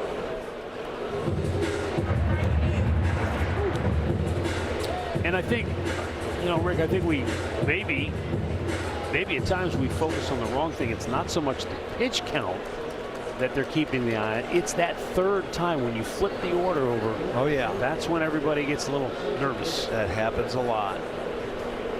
Runner goes, 3-2 pitch, pop back out of play again. Sure, they have the information of some guys that third time through the lineup, it just doesn't fare well, and they'd rather have a bullpen guy come out. Last night we saw with Parker Messick when Royce Lewis came up. He was only at 85 pitches, but Stephen Vogt felt like, you know what, Royce Lewis was coming up. It was a big situation, third time through. Yeah. He said he did his job. Go to the pen. He had 5 2/3 innings. That was the last out of the inning in a tie game. He said he went to Holderman. He just felt like that was a good time to go to Holderman, and he felt like his starter did his job. And in the back of his mind with that, you guys always talk about all the information you have. Stephen Vogt said in talking to Carl Willis in that moment, he felt like, you know what, this young kid has done enough. We don't need to put more pressure on him or more pitches on him. And we've got a fresh bullpen right now. You want to keep him fresh. And what Matt brought up last night, too, you got to watch his innings. Yes. We still got August and September to go. And he's still a rookie. So that all comes into play. I know you guys were talking about that last night. That was a great conversation because there's so much more information out there than, and that information can sometimes get you in trouble, but I thought they did the right thing last night. Oh, yeah. What in it that for Luke Keeschel? Thank goodness they got the one call overtime. See, that's exactly what we're talking about. This is the third time through. He knows everything that Cade has thrown at him. And he won't go easy. He struck him out the first time. He had a base hit the second time. And what's he got? About a 10-pitch at bat going, if not more. This is 10. This next pitch will be number 11.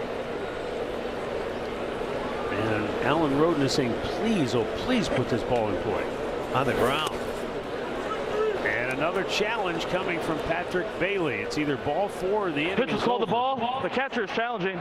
And I think it's going to be ball 4. Call ball is confirmed. The pitch is a ball. That'll probably do it. Cleveland has 1 challenge remaining. Stephen Vogt is going to make the move. That's going to be it for Slade Cecconi. 4 2/3 innings. Back-to-back walks. bring his night to an end here in the 5th. 7-4 Twins. Cleveland Clinic call to the bullpen has been made. We'll be right back.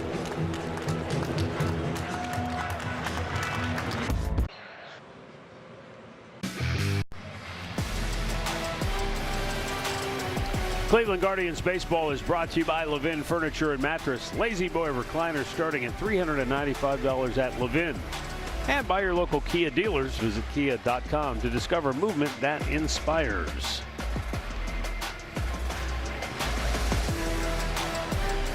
(7-4) Twins lead it. They have 2 on and 2 out in the 5th, and Eric Sabrowski coming out of the Cleveland bullpen for the 37th time this year.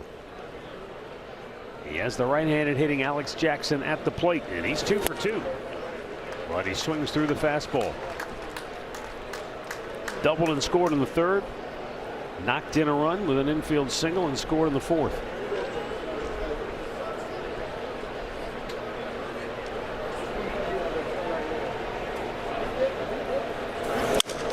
And he launches one to left, but he cracked the bat, and Kwan will pull it down. Twins strand a pair. Halfway through, Minnesota leads by 3.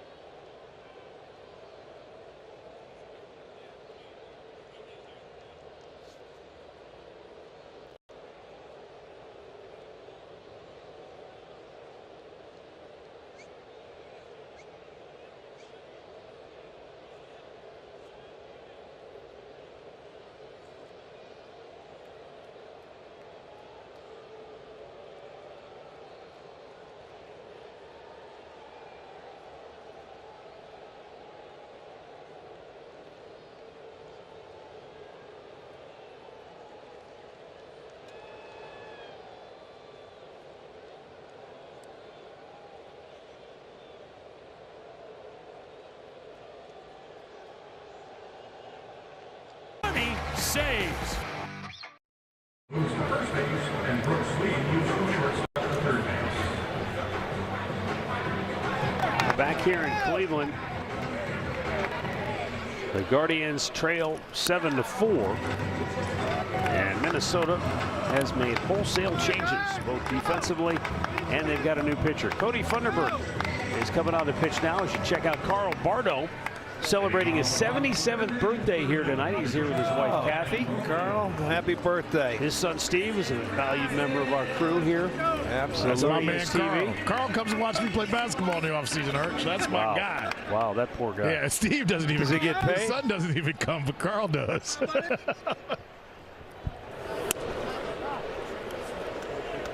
Comes for the laughs, Arch. Why not? Everybody needs laughs. Oh, no. You guys don't have a keg at your games? I thought maybe That's afterwards, brother. Free beer. Carl knows what's up. Cody Funderburk in relief of Bailey Ober, who lasted 4 innings, allowed 4 runs on 8 hits. Ground ball to Luke Keyshaw, and the shortstop throws over. Royce Lewis digs out the low throw. 1 down. We're down from Wayside Furniture. Refresh your outdoor space with stylish savings at below market pricing. Shop Wayside Furniture in Akron, keeping it local since 1937.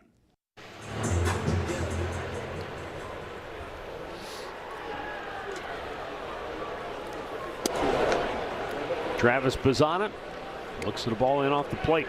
Bazzana walked Stole second, but was stranded in the third inning.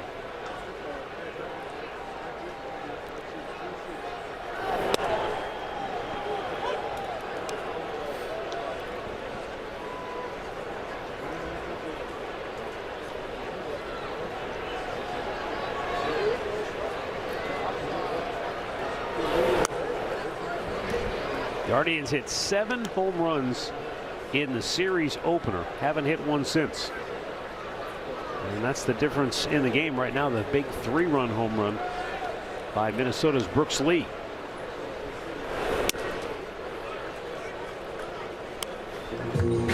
Three and one the count. Lee is now at third base. He moved from short over to third. Luke Keyshaw takes over at short, and Royce Lewis went from third base over to first. Backs away. It's called a strike and a full count.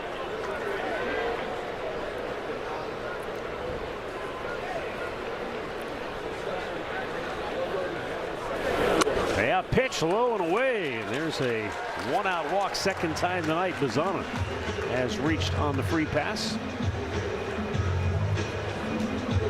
And up comes Kyle Manzardo.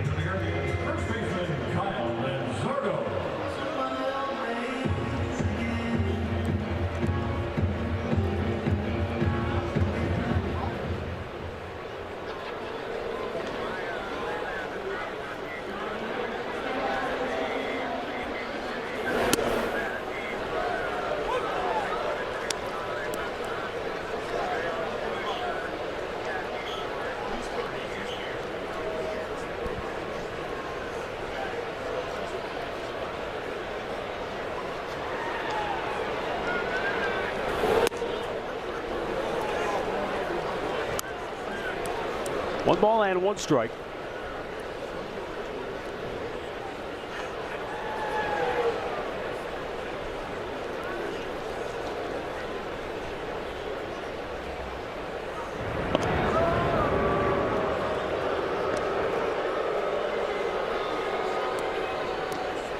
Well, you know the lefties, they'll throw over when you have Bazan on base. Although at this point you're down 3, you're not going to take off unless you know you can steal one here. You're not going to make any outs on the bigs when you're down 3.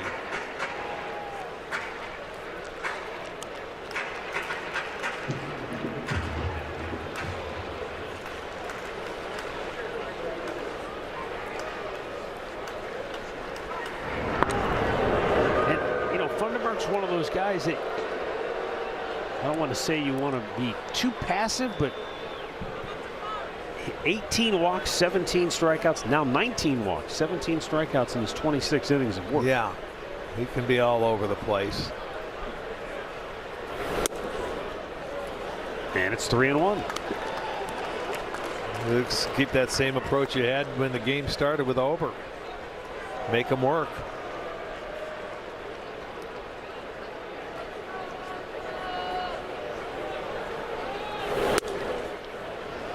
He finds the strike zone with a 2-seam fastball to run the count full.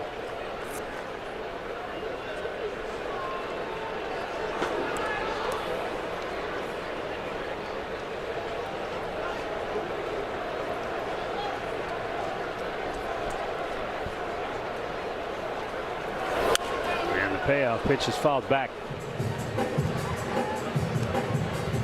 Checking to see if he thought it was a strike in that situation. Asked the umpire, and I believe he said yes, it was.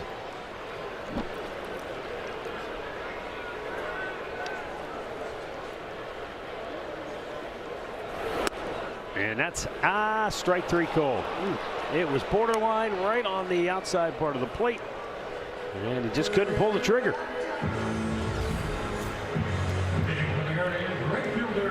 Yeah, good pitch. It was away. He hit the zone. So 2 outs now. And Daniel Schneemann 0 for 2.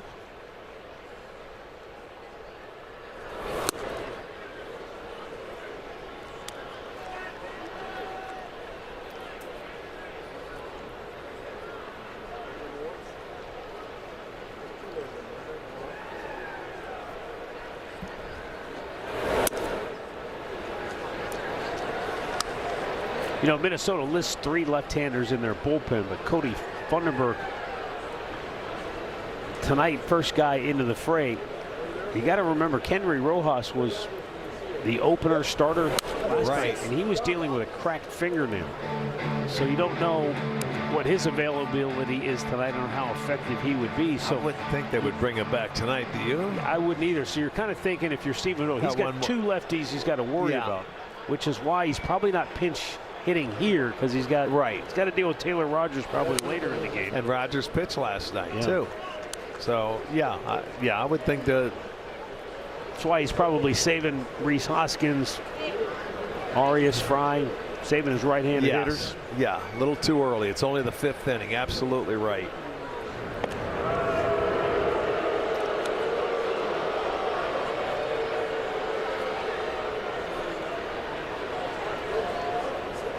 Rogers on the right. He's the other lefty we were talking about.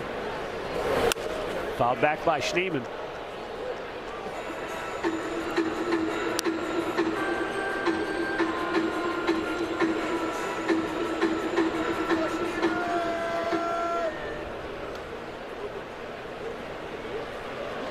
Another lengthy at bat here, hoping it pays off. A weak ground ball to second. It does not. A scoreless 5th for Cody Funderburk. It remains 7-4 Twins.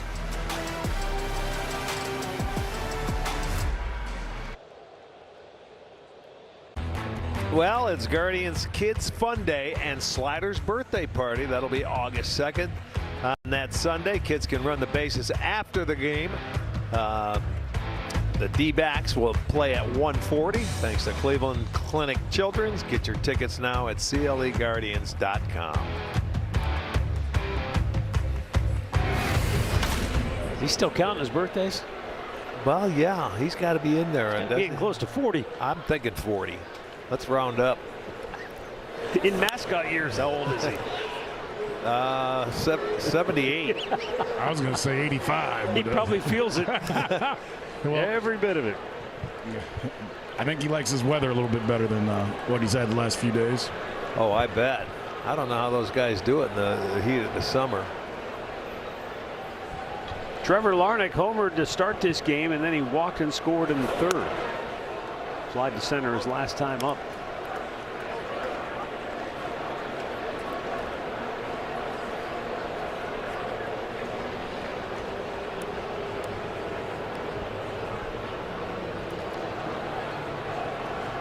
There's the soon-to-be birthday mascot.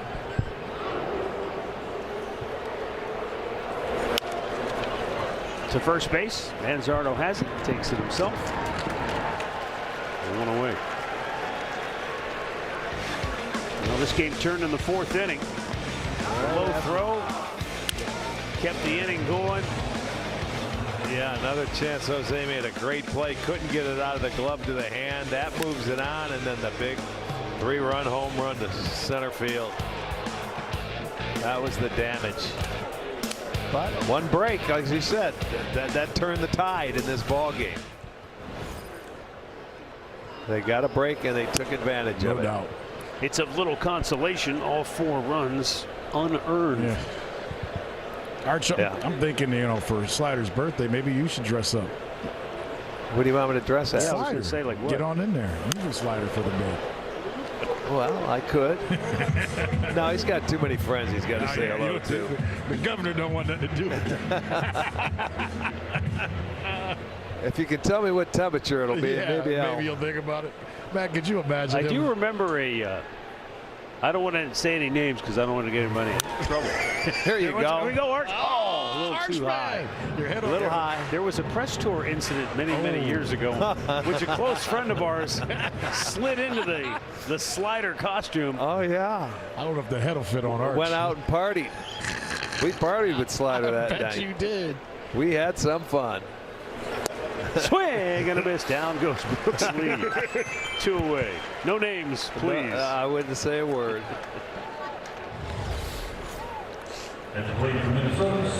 Good breaking ball from Eric Sabrowski. Good spin on that curveball. Well, this is good for Eric because Eric had a couple tough outings prior to the All-Star break, and One of the things that Carl said is, I just want him to get his confidence back. He says sometimes when you go in the IL and things don't feel great, you guys can kind of feel a touch a little bit. And he said the main thing he kept telling them was, don't worry about velocity or spin. Go out there and feel like you're the biggest, best pitcher in the world. That's how you pitched before you went on the IL. Keep in the doing 7-4 game, maybe that helps. Right. You know, where he's usually in, you know, where you really close ball games, and he's struck out the side numerous times. Yeah, you can go out there and just try and relax. You don't have to down 3. Maybe it helps. He's throwing it well. Nice hook. I think had it not been for the fact that the Minnesota outing was so ugly, where he walked 3 in a row. I mean, we haven't seen that from him. And so there were some people saying, geez, what's wrong? Is there something wrong? Is it the elbow? Is he not back? Right. And you know, voter, everybody, Carl was quick to say it was just a couple of bad outings. Right. Let's not read too much into it. Yeah, they're allowed to have bad outings. You know why? Because he was so good for so long. That's exactly right. And that's what happened to him. Everyone expects him to go out and do it every single time like you're a closer, and if you don't, then there's something wrong with you. That's not the case. And I think, as you know, with relievers, there's that fine line between regular work and, well, we burn them out and overuse them. But Eric's the guy that he likes to get into that routine, that rhythm. Well, he did. He had a run there where he was out there a lot, man. He was pitching every other day. You know, and I mean in some high leverage situations. Big money. Like you said, they play close games. So anytime he came in, it was a 1-run or tie ball game. Yes, he was that bridge that came in and had to put the fire out early. Tim Herron is here. He's not in cleats, but that's a good sign. He's down in the bullpen with the guys. Well, they need him back. Yes, I wanted to mention that because another lefty that you can use also helps Eric Sabrowski.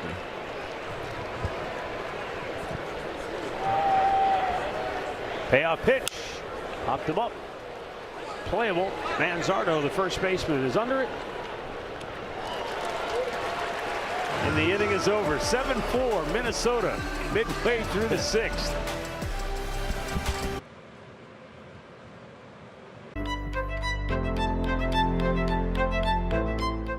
Now pitching for Minnesota, number 45. 7-4 Twins on top.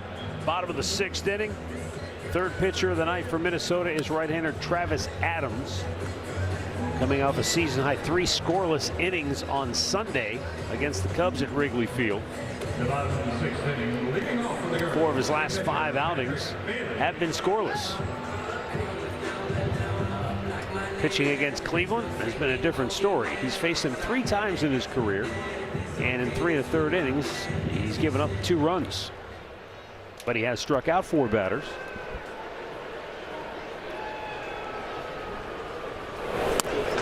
He's kind of a strikeout pitcher, I guess. You figure he's averaging 11 strikeouts per 9 innings.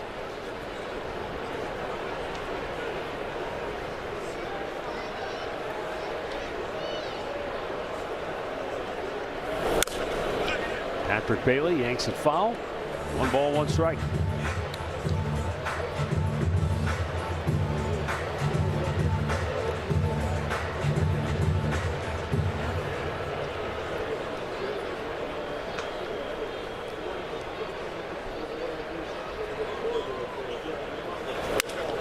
And a routine bouncer to second, Cody Clemens. 1 down. Hitting for the Guardians, center fielder. It brings up Petey Halpin. He singled and scored the Guards' last run in the 4th.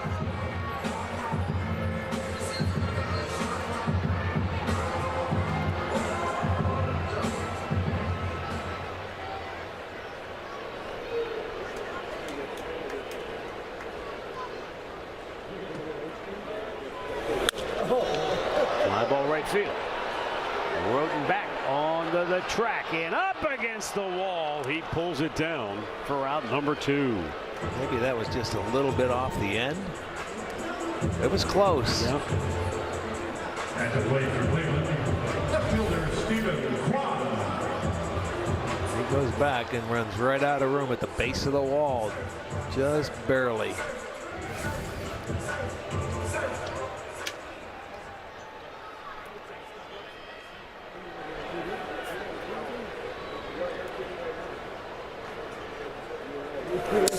Two hits tonight for Stephen Kwan. Hyundai in the driver's seat in the month of July, tearing it up. Yeah, what's new? And he can become very adept at getting 2 knocks a night, and if he doesn't, he's walked a couple times too. Yesterday. Travis Adams makes quick work of Cleveland here in the 6th. 7-4 Twins. 7. Get in the zone, AutoZone. Well, the Guardians will take on the D-backs on August 1st, and 15,000 fans will receive a Cade Smith bobblehead courtesy of Pepsi. There also will be a $2 Miller Lite out in the pregame and a postgame fireworks show presented by Honda. Get your tickets today, CLEGuardians.com. Franco Aliman will pitch the 7th inning here for Cleveland, facing Josh Bell. Bell 0 for 3, but picked up an RBI on a ground out in the 3rd. He swung at all 3 first pitches tonight as well. First one he's taken.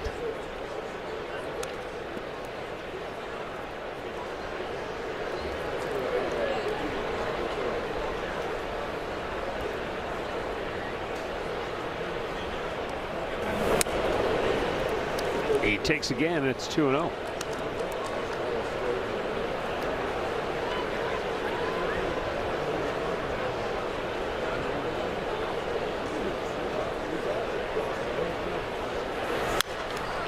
Back out of play.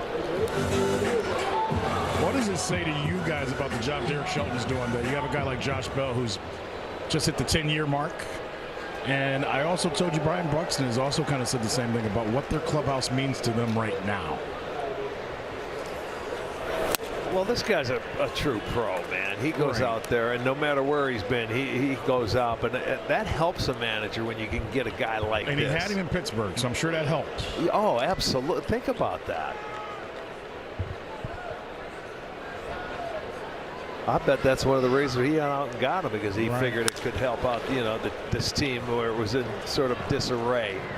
Shelty would be the first person to deflect that comment you made, Andre. Exactly why I brought it up. But I think what it speaks to me is that he has just simply created a culture for his players to be who they are. Right. He's not going to be one of these guys that's strict on, hey, we got a bunch of rules, we're going to do this. I mean, I think he gives them the freedom as long as you do things the right way. The way he's learned under other other managers and other leaders.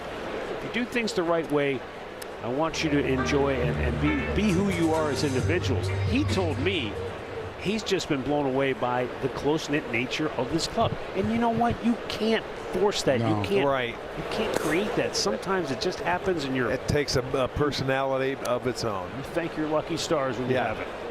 No doubt. It's a great thing to have. Yeah, because it helps you not give up in games, right? It helps you play. Well, they all battle for each other. I mean, that's what it's all about.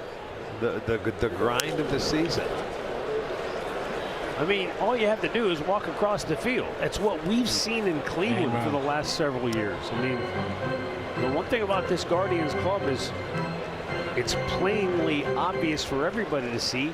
They don't out-talent people up and down the lineup and up and down the roster, but they play for each other. They do, cliche as it sounds, they bring that, hey, we're not out of it until the 27th. Right, they play every out. Yeah, they play every out of every day, and that's the one thing you have to do. You're going to have ups, you're going to have downs, but you hang in there, and it works over 162 games.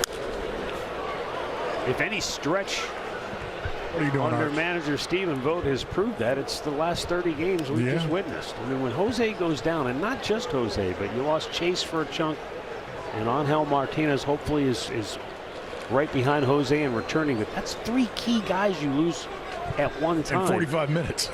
The bottom could have very easily fallen out for this entire team. Sure could have. But it's a credit to the pitching players. Staff, the bullpen. Yeah, the players overall. They didn't let it happen. Aliman with a payoff pitch. And he popped him up. Rocchio. 2 down.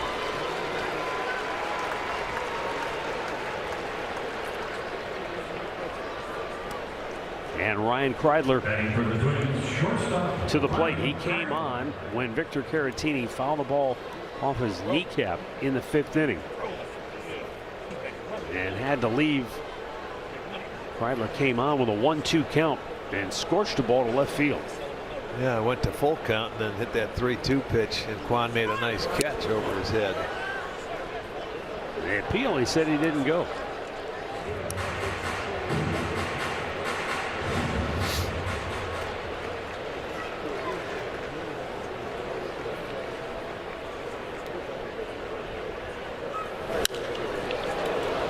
To center, Halpin. He's there. He's got it. And the Guardians will come to bat. Down 3. Jose Ramirez will lead it off. Stretch time in Cleveland.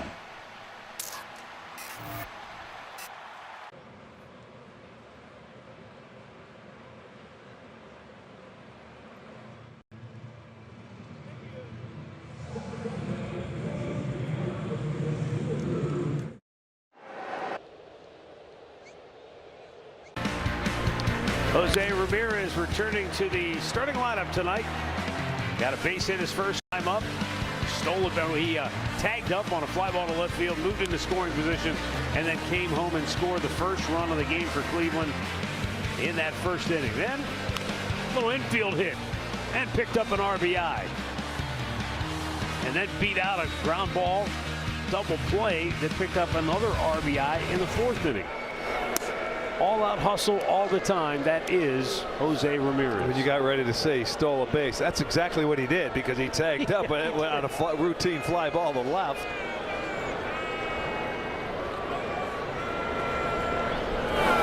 Now facing Travis Adams, who worked the 1-2-3 6th inning. They tell us that Vic Caratini of the Twins diagnosed with a right knee contusion. So I don't know if that means they took the x-rays and they were negative, but at least to this point, that's best case scenario for Minnesota. I'd be willing to say that I don't think he'll be in there tomorrow. The way he had to leave the ball game tonight. Looked like he was having a really hard time putting any pressure on that right knee as he walked off the field.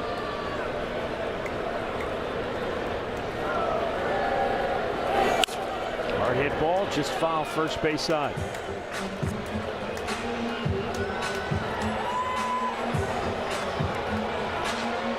Sandy knows he's back. Look where Sandy's standing. I haven't seen Sandy that close to the other dugout in a month.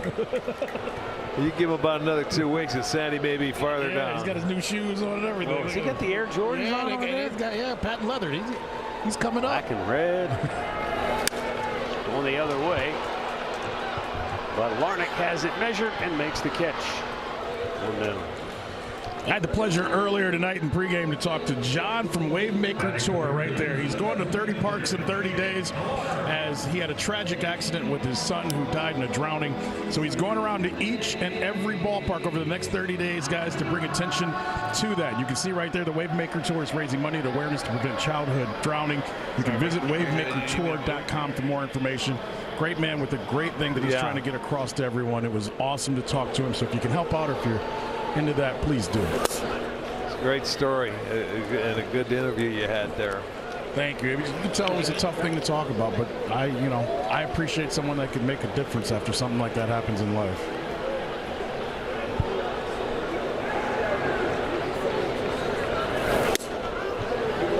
Chase DeLauder takes a strike. Hey, they've been staying inside on him, haven't they? I mean, even with changeups and everything, but they've stayed inside the DeLauder. They're not letting him reach out there and slap the ball the other way. He's going to have to use the hands. I was going to say, you always talk about how they find different ways to get you out. I thought Ober, for as much as we talk about the lack of velocity, it was the first time I've seen DeLauder not seem confident as he usually does at the plate. Yeah, because normally people try to go away on him and he just serves it out. But, they're making him think, hey, he's got to use his hands on the inside now. And that's where you can get some ground ball outs.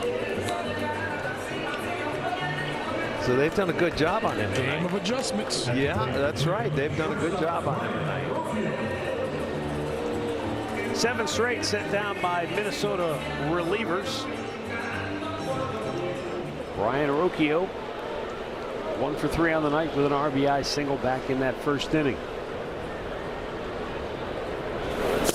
Rocchio's hitting 5 straight games. And his batting average during the month of July hovering near that 300 mark.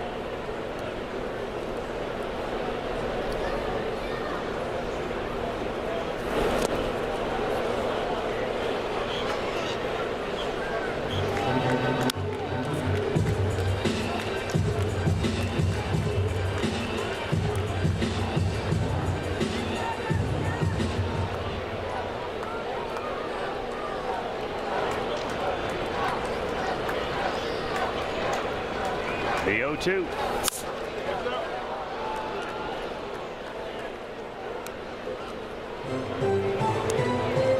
Well, it's been fastball, changeup, fastball to Rocchio in this at bat.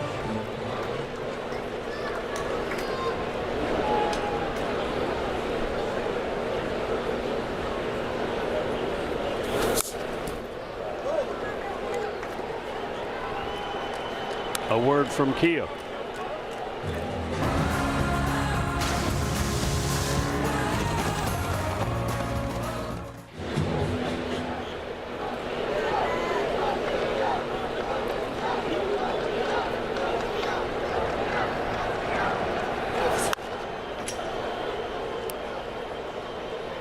Travis Adams trying to give Derek Shelton 2 perfect innings of relief. He's got his setup man Andrew Morris up and ready in the bullpen if he needs him here. Perfect world, he'd love to save him for the 8th. Adams trying to make sure that happens. Brian Rocchio trying to force Shelton to get into that bullpen maybe a little earlier than he'd like to. Hit hard and it gets by the first baseman Lewis. That's 2. Rocchio on his way to second base. He will scamper in there safely with a double.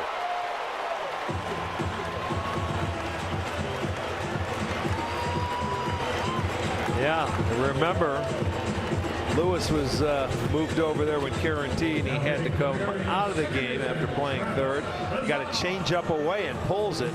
And watch this ball just eat Lewis up there. Yeah, this is a new position for Lewis. Yeah. He had to learn it when he went down to AAA, but he was only there for about 2 weeks, so he doesn't have a ton of time there. Now, a little different. I mean, it's a corner position, but it's still a little different than going over to the third base side. They're going to stay with Adams. Morris is ready. And Bazzana got caught in between on the changeup. He was seeking a first pitch fastball. Yeah, and that fastball gets in there about 96. So he's got a good changeup because we've seen Rocchio take a swing at it like that. 1-1.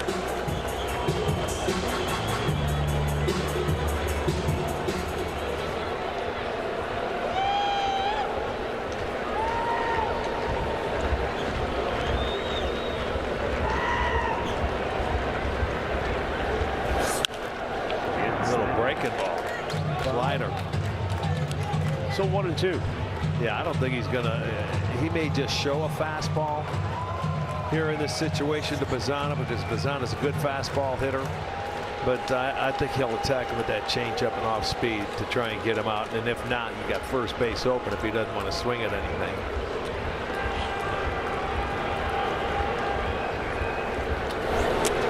In the dirt. But that's the one thing about Travis. He's got a great eye at the plate. When he stays back and he can get to 2 strikes, they'll take his walk. They began this game against the soft tossing Bailey Ober. But it's probably a little easier to adjust up when you're facing the harder throwers.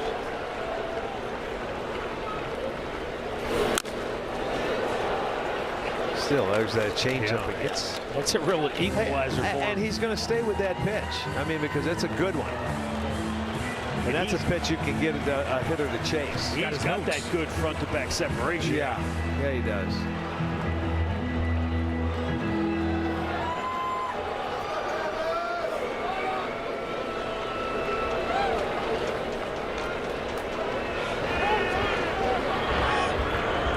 Catcher Alex Jackson calling time. Maybe wanted to revisit the pitch selection.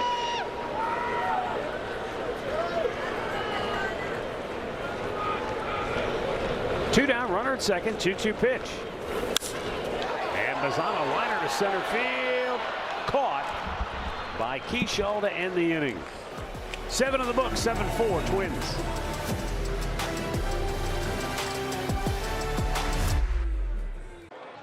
It's what we call a good problem. Progressive defensive play of the game. The pitching of Eric Sabrowski gave him an inning in the third of perfect relief with a strikeout. Yeah, held it to where it is, and it keeps him in the ball game. But a couple more chances to go. Ground ball to third base. Jose Ramirez has it. And a low throw once again. Manzardo can't dig it out. And Alan Roden again. He has been the beneficiary 3 times now of defensive miscues by Cleveland. That's unbelievable. I know the show. It looks like he might have rushed that throw or spiked it a little bit where it was going to be down, and he had plenty of time. But then there it is. That hop was a little tougher, and you can see he's upset every time he sees that ball in the dirt. It's almost like he's starting to think about it.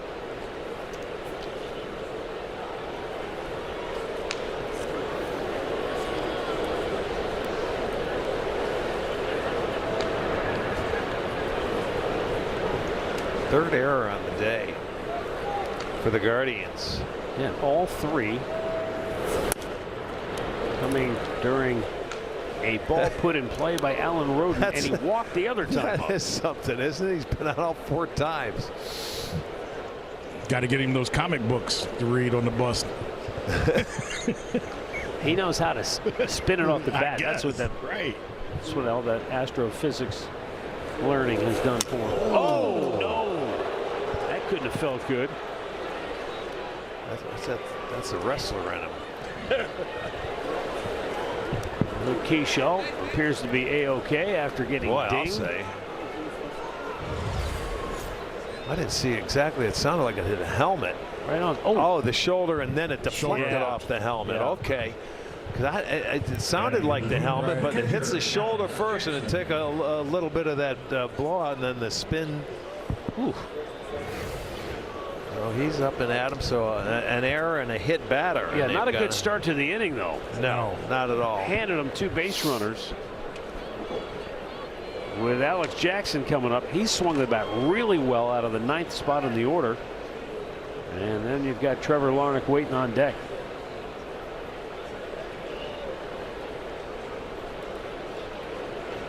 Twins have scored 7 runs, and Byron Buxton is on the bench tonight.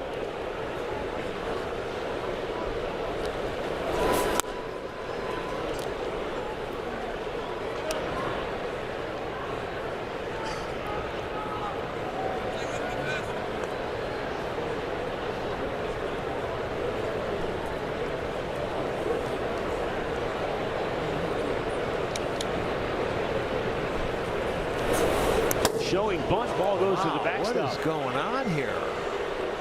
This is crazy. Was that a mix-up or what?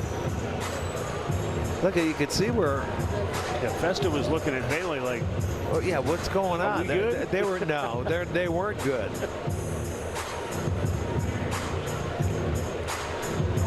There's something cross up right there, because it looked like he was there. He was looking for one pitch and he ducked his head. He was looking for a breaking ball, and he got the fastball up and in, and they were squaring around, and they just did the job for him. Infield in. How did they score that? Got to be a wild pitch. Wild pitch.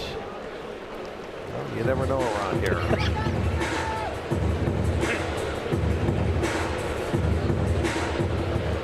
Will Dion is getting hot in the Cleveland bullpen.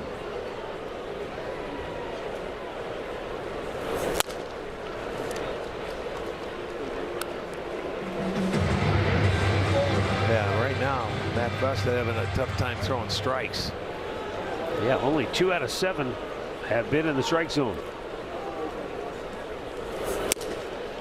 And he has walked Jackson to load the bases for Trevor Larnach. This is not a good proposition. My goodness. Yeah, an error, hit batter, walk. Bases loaded, and nobody out. And we'll get a word from Northern Ohio Buick GMC. Get 4.9% APR plus $2,000 purchase cash on GMC Sierra heavy-duty Denali models.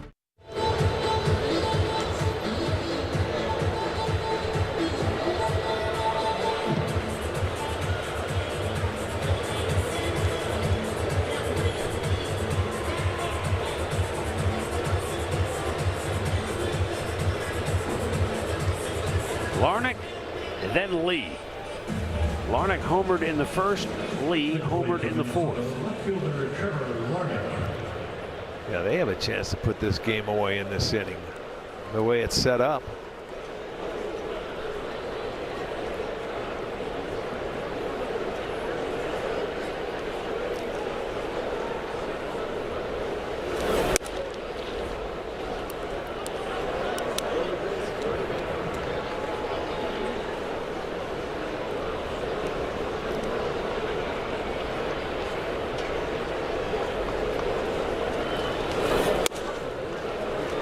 Only 2 out of 10 pitches have been strikes. And normally he comes in here and he pounds the strike zone, and this is just one of those nights he doesn't have it, man. He can't find the arm slot to throw a strike.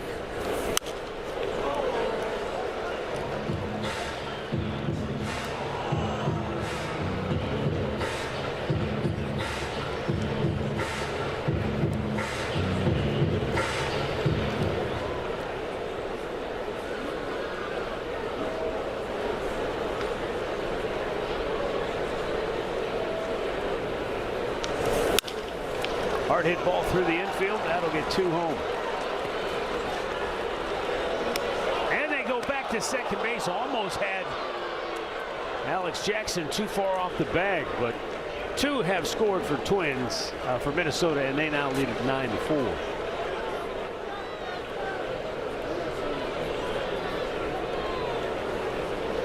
Now Larnach knocking in 3 on the night.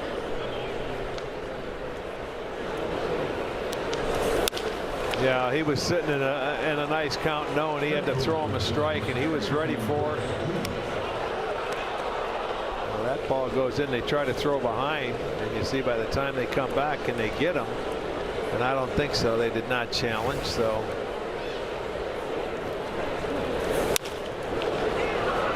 Center field, Petey Halpin makes the catch. First out of the inning.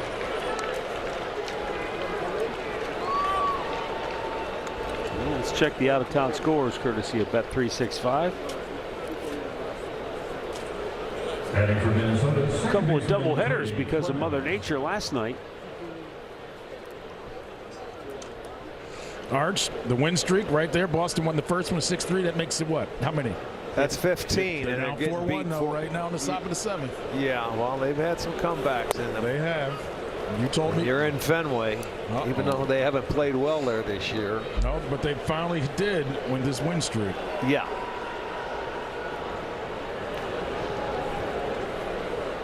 Whew. Arizona putting up 15 runs. They can hit. We'll see them when we come back home. Yeah. I wonder how many times the A's have seen an opponent reach double figures this year. I would say a lot. Too many. Yeah, right. Way too and they're many. not even playing in Sacramento right now. I think that's in Arizona. Yeah, it is. Yeah, they've been scuffling.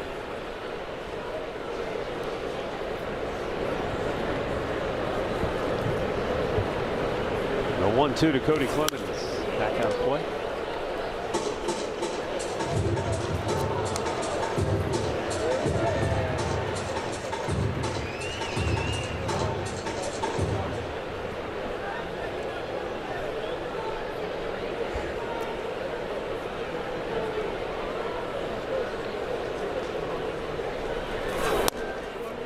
Redbird says 14 times the A's have watched an opponent put double figures on. Redbird was on it. I know a couple of times have been 20s.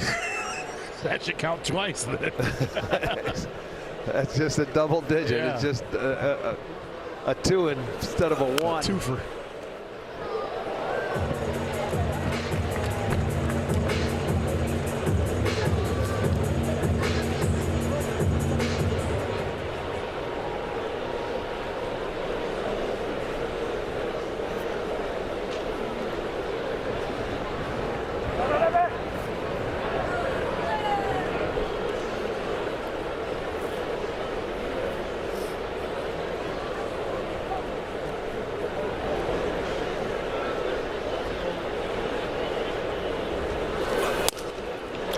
Swing and a miss, strikes him out. 2 down. Zach Robinow's Sport Radar tells me that Alan Roden is the first Twin since 1982 to reach on an error 3 times in the same game. I want to know who that guy is in 82. Greg Boomer Wells. You remember him? Oh, yeah. I like the nickname Boomer. That's going to be it for Matt Festa. Timeout for a pitching change. 9-4 Twins.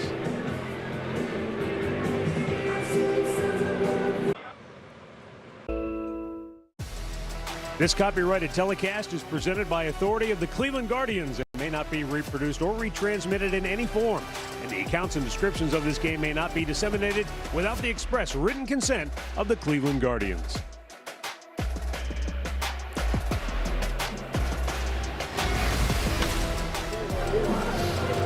Will Dion is on the pitch now for the Guardians. 4th reliever of the night. And Josh Bell 0 for 4 at the plate. Takes a strike.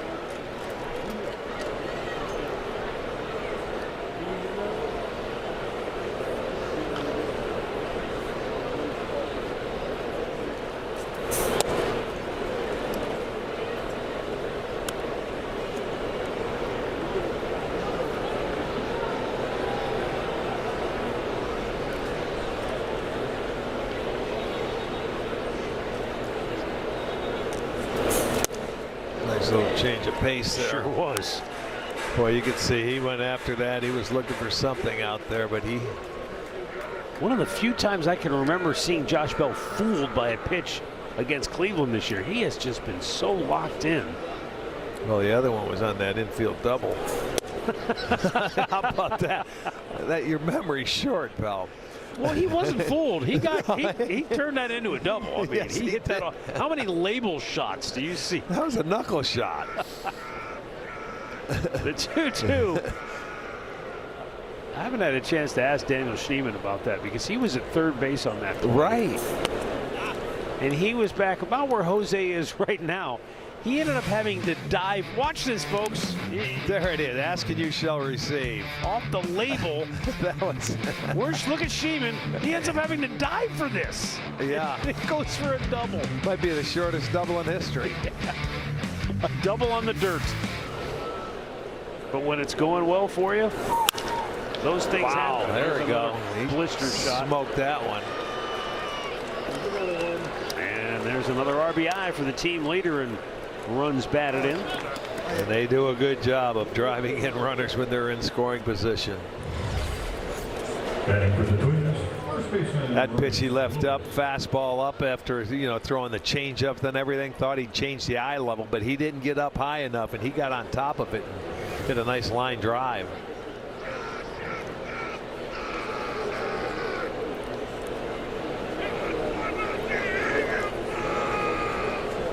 Eighth man to bat in the inning is Royce Lewis. You know, we talk about this frequently, that come from behind wins, the focus ends up being on what the offense did at the end of the game to come from behind and win.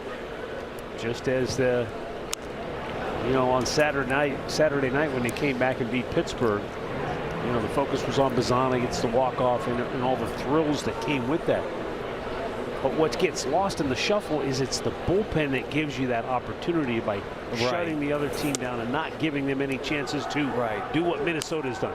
This 3-run eighth takes you out of the ball game. Kills your shot. Yeah, you're out of the ball game. Right, they put the knockout punch, but it was started on an error with a hit pitch and a walk. Yeah. I mean, that's how the inning was set up. So again, they're giving you base runners, and you can't give a team that's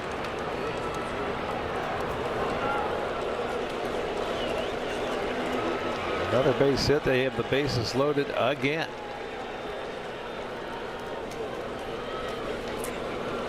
And the ninth man to bat in the inning is Ryan Kreidler. Batting for the Twins, shortstop Ryan Kreidler. An error, a hit batter, wild pitch, a walk. And Minnesota has cashed in for 3 runs.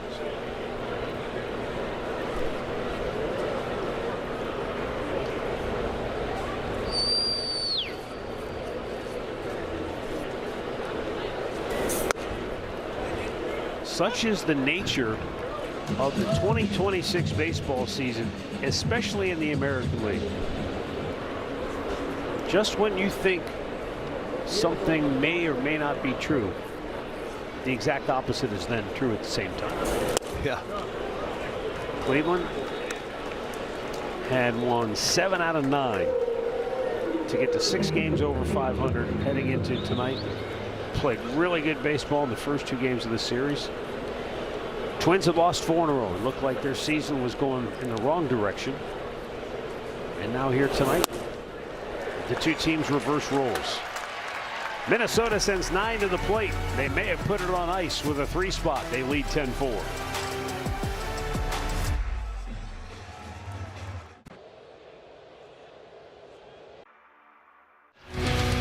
Jose Ramirez returned from a fractured hamate bone tonight with 2 hits, 2 runs batted in and a run scored.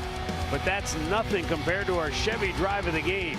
Back in 2019, when he broke the hamate bone in his other hand, he came back and in his first game hit 2 home runs against the Chicago White Sox, and you can see the very gentle high fives as he don't hit him too hard. Don't bust my my he stitches. Was trying his very best to try to get them back into the postseason at the end of that season. But if I remember right, that was the last game they won. Yeah, right. We went into Washington and didn't go well. And they won the World Series that year. Oh yeah, we were dealing with the shark. The baby shark. Baby shark.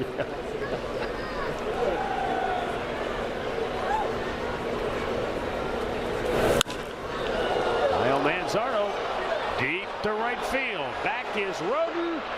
He won't get that one. It's out of here for a home run. Kyle Manzardo's 11th of the season makes it a 10-5 ball game. Second hit of the night for Manzardo.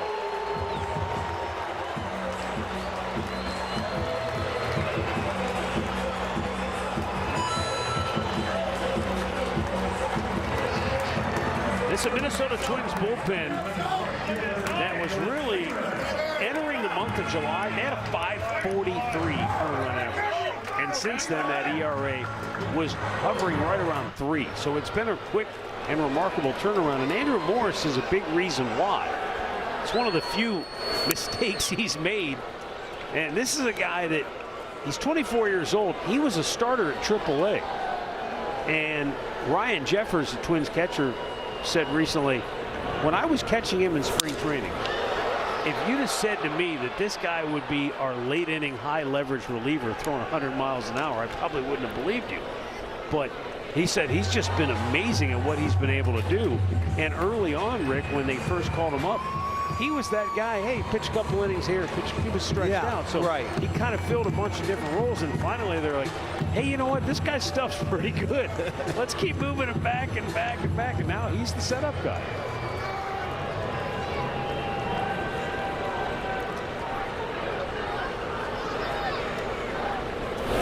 That was the first run he has given up, Arch, since June 10th. And that spanned 18 innings over 16 appearances. That's how you earn getting yourself moved back in towards the back end of a bullpen when you can do something like that. And look, I think for Minnesota it's big because you think about this time last year, Joan Duran, Griffin Jacks, Louis Varland all traded at the deadline. How about that? And so Derek Shelton kind of inherited an empty cupboard with regards to the bullpen. So they were looking for people. Who's going to fill these roles? And not an easy thing to do. And so to find that guy internally, that's what huge. I'm saying. And not an easy thing to do when you lose 3 very valuable guys at the back end of a pen. Swing and a miss. Down goes Schneemann. Let's go back and take a look at that home run by Kyle Manzardo. Well, that looks like a little slider. Yeah. Or a cutter, whatever it is. It might have been a slider, but he hits it. Yeah, it was definitely spinning, and Manzardo got enough of it to just clear the wall. It's got to feel good for him. 2 hits tonight. 2 doubles and a home run in the series.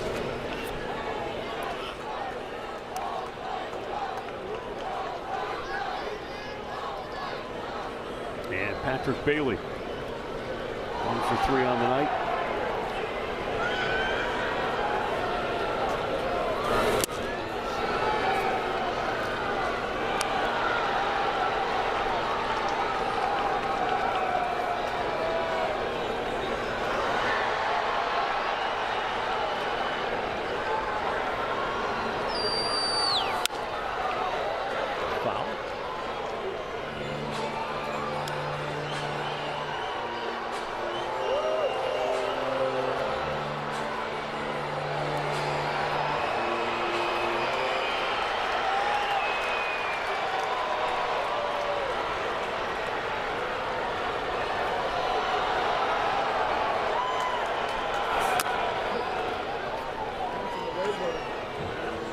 That one up to 100. Got a piece of it to stay alive.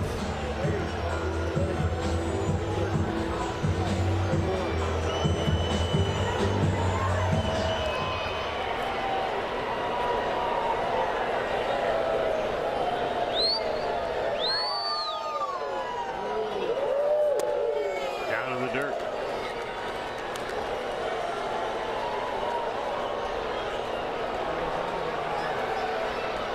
I guess it's a little surprising to see so many cutters with a guy that can hit triple digits. I want to see the high octane. We see it all the time nowadays. Changeup. Changeup is about 91 miles per hour. Like we were talking about tonight when Ober was the starter and his fastball was 88. Yeah. There's the fastball at 100.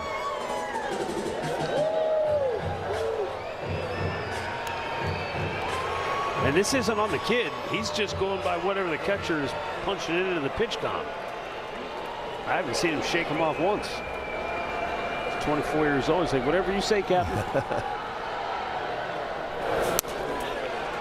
He lost him on ball 4. So a homer, a strikeout, and a walk. And now Petey Halpin coming up. The Guardians center fielder Petey Halpin. Our guy Andy Jardy said it best a little while ago. He said, what a weird game. The hits are even at 10 apiece, and yet this doesn't feel like it's even that close. Well, they just, once they came back, we had a 3-1 lead there, and they scored those 2, and then the 4 after that just took it. It took the momentum away, is what it did. The big 3-run homer definitely was a gut punch. Yeah, and then all of a sudden now they open up that other inning, and it steals the momentum when you can do that to a team at home. Especially when you, at least from Cleveland's perspective, when you just sort of hand it to them, with an error and a hit back. Yeah, a sloppy game. Yes. 3 errors, and it's just you had opportunities early to open up on that lead, but couldn't do it.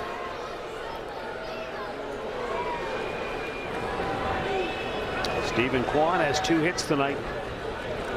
His hot hitting ways continuing.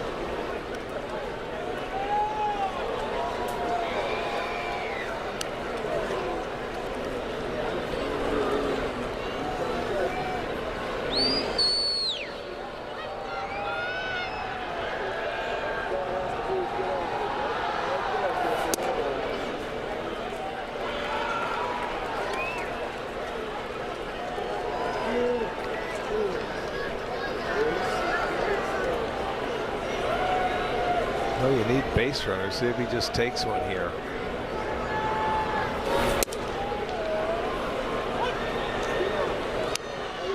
Fastball nicked the inside corner.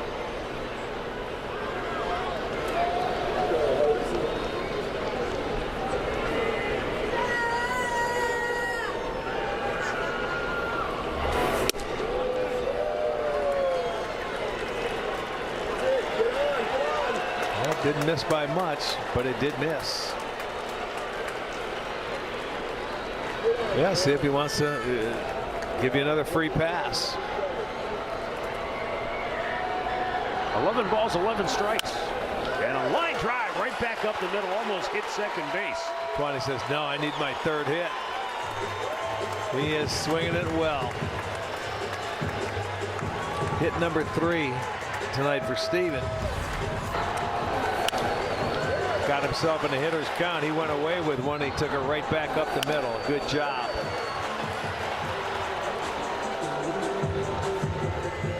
That's his 4th 3-hit game of the year.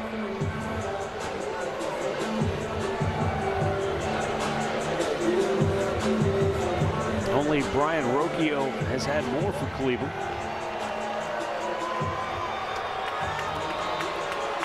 And as sloppy as it has been, it certainly is.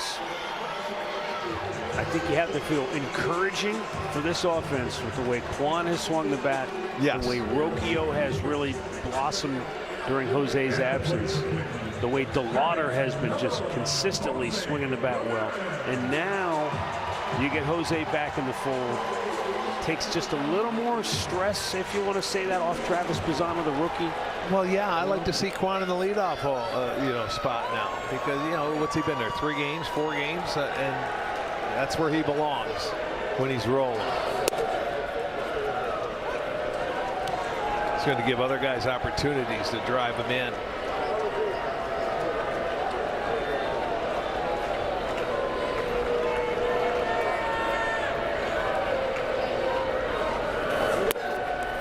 Down low.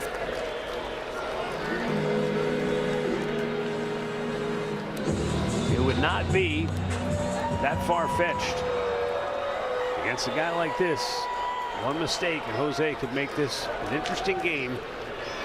But just coming back, make him get in the zone, though.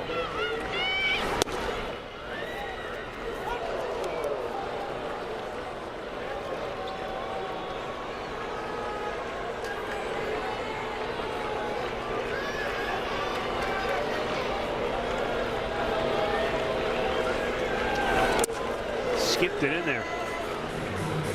Back-to-back changeups. It's 2-2.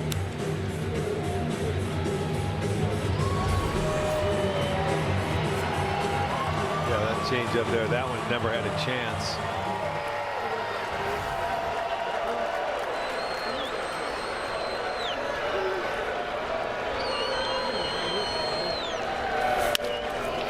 Now ball to second base, and Clemens leaves it over. Retire the side. Guardians get one back. Their first homer of the night. Kyle Manzardo goes deep. 10-5 Twins.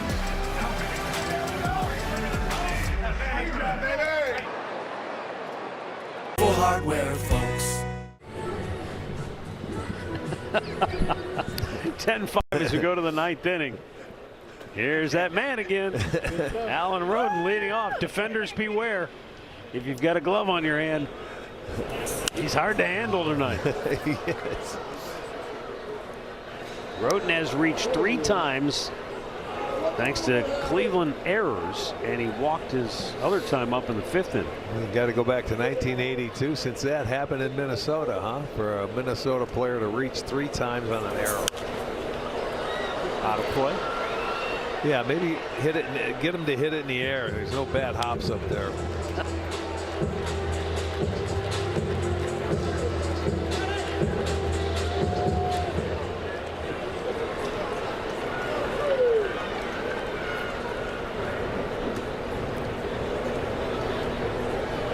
Now the 0-2. Hard hit ball and into right field. He's got a clean single.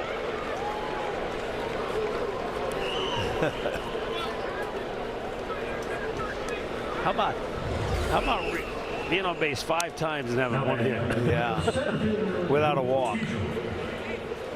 That's yeah. No, he did walk once. Yeah, 3 errors, a walk, and a hit.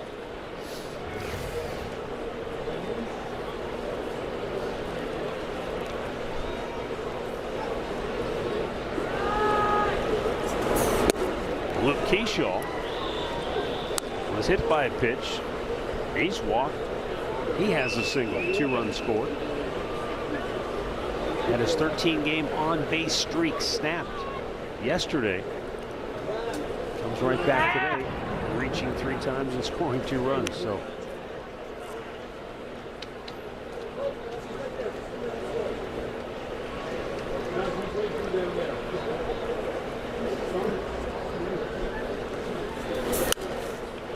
As my wife likes to say, words become things. So maybe Derek Shelton created this when he said, we just haven't gotten any breaks. You hear it a lot. Today they got the breaks and they took advantage of them too. They certainly did. They've been known to. Hey, we always said their offense is coming into the day, 2nd best batting average, 1st in runs scored. They can put it on the board. Jose goes to 2nd for 1 on the 1st. They turn it. A double play.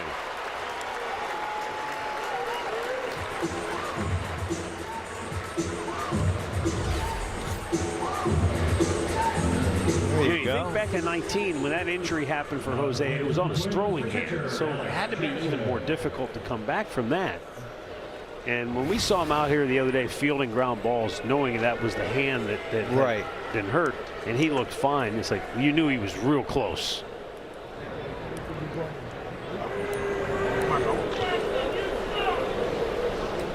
And then when we found out he had taken batting practice against Ben Lively in a little live simulation game, so then you knew, like, okay, he's right around the corner. Well, and they didn't have to go out on a rehab assignment. No need to.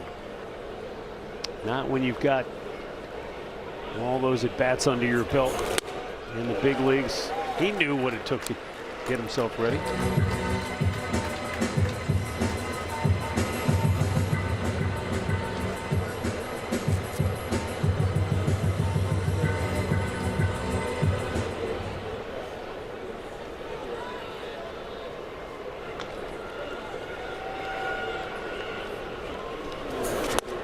Swing and a miss. Nice job by Will Dion. Strikes out Jackson to end the inning. Bottom of the 9th coming up.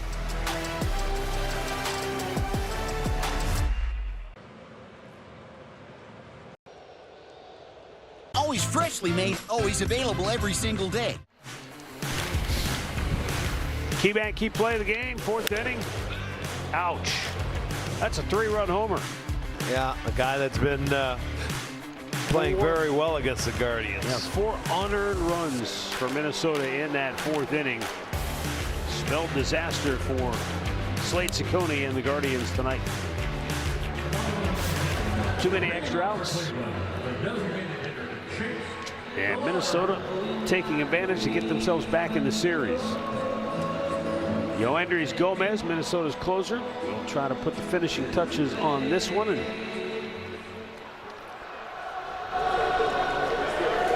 one more to go tomorrow afternoon.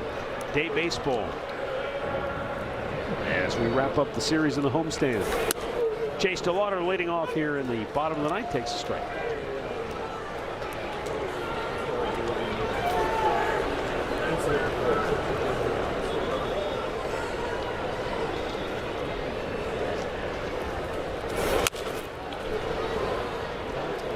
Well, just a reminder, the 50-50 raffle will end tomorrow at midnight. So if you are interested in getting your tickets, go to CLEGuardians5050.com.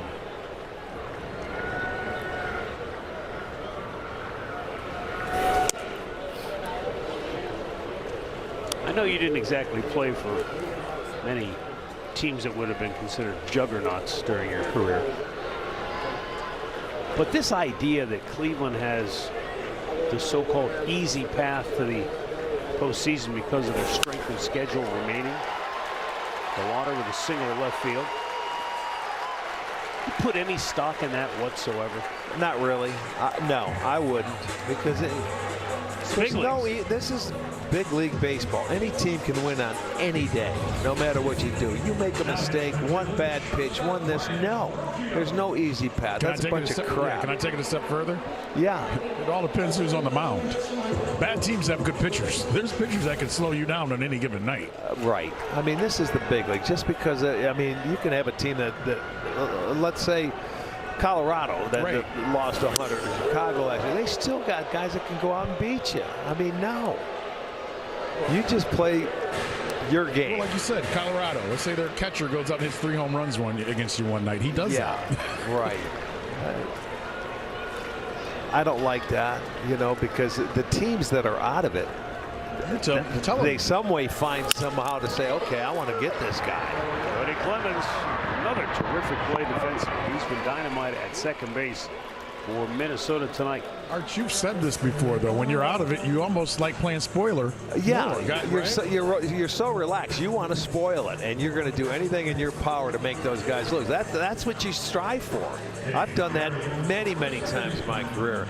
You're sitting in September thinking you're going to give up. You don't give up. You find ways to dig deep. That becomes your. That's where you're a playoffs. professional. That's why you're a professional, because that's what you try to do. You try to beat the other team. You don't say, okay, they're good, they're going to roll over us. I'm going to show you. You show me a team that goes out and lays down, and they won't be around long. I was just going to say, there's too many eyes watching you guys. Absolutely. Where it shows up is when a team is truly superior. When you look at the matchups and you look at the lineups and you look at, okay, this team is clearly better on paper. Look at all the numbers. Over the course of a series, they should win 2 out of 3, 3 out of 4. They should, because just the sheer talent alone. Right. They're going to, if they show up and don't take the other team for granted. But if you do that, if you just think we just throw our uniform out there and we're going to win. Don't go throw your gloves out on the field and think you're going to win, because it never works that way. And I'm not saying that this team would ever get a big hit. I'm just curious your thoughts, because I've been hearing a lot about that. It's making its rounds through social media. Hey, the Guardians have the easiest path. That's good. We got the 51%. Who cares? You guys are wrong in the wintertime when you start guessing who's going to win stuff. So you're going to start being right now. It's good talk radio fodder for. That's it. What's that? Well, talk radio. It's not the newspaper yet, Arch, but it's getting there.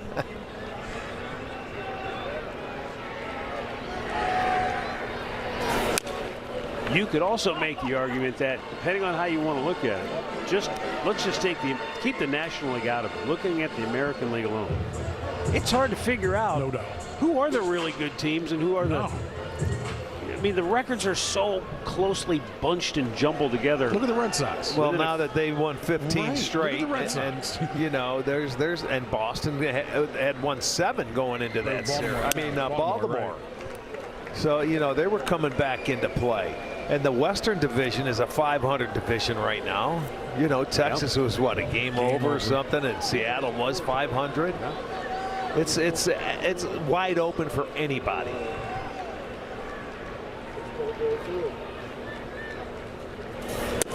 Swing and a miss. Lozano strikes out. 2 away.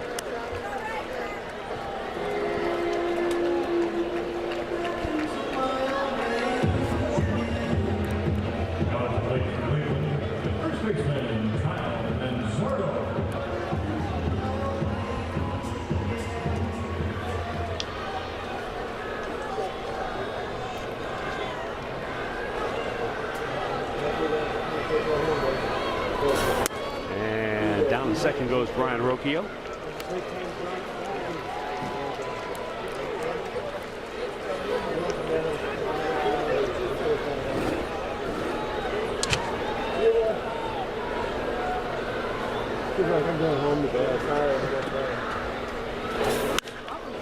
Ripped to right field, and Kyle Manzardo is fighting his stroke. Scoring is Brian Rocchio. Manzardo with a 3-hit night and a couple of runs batted in.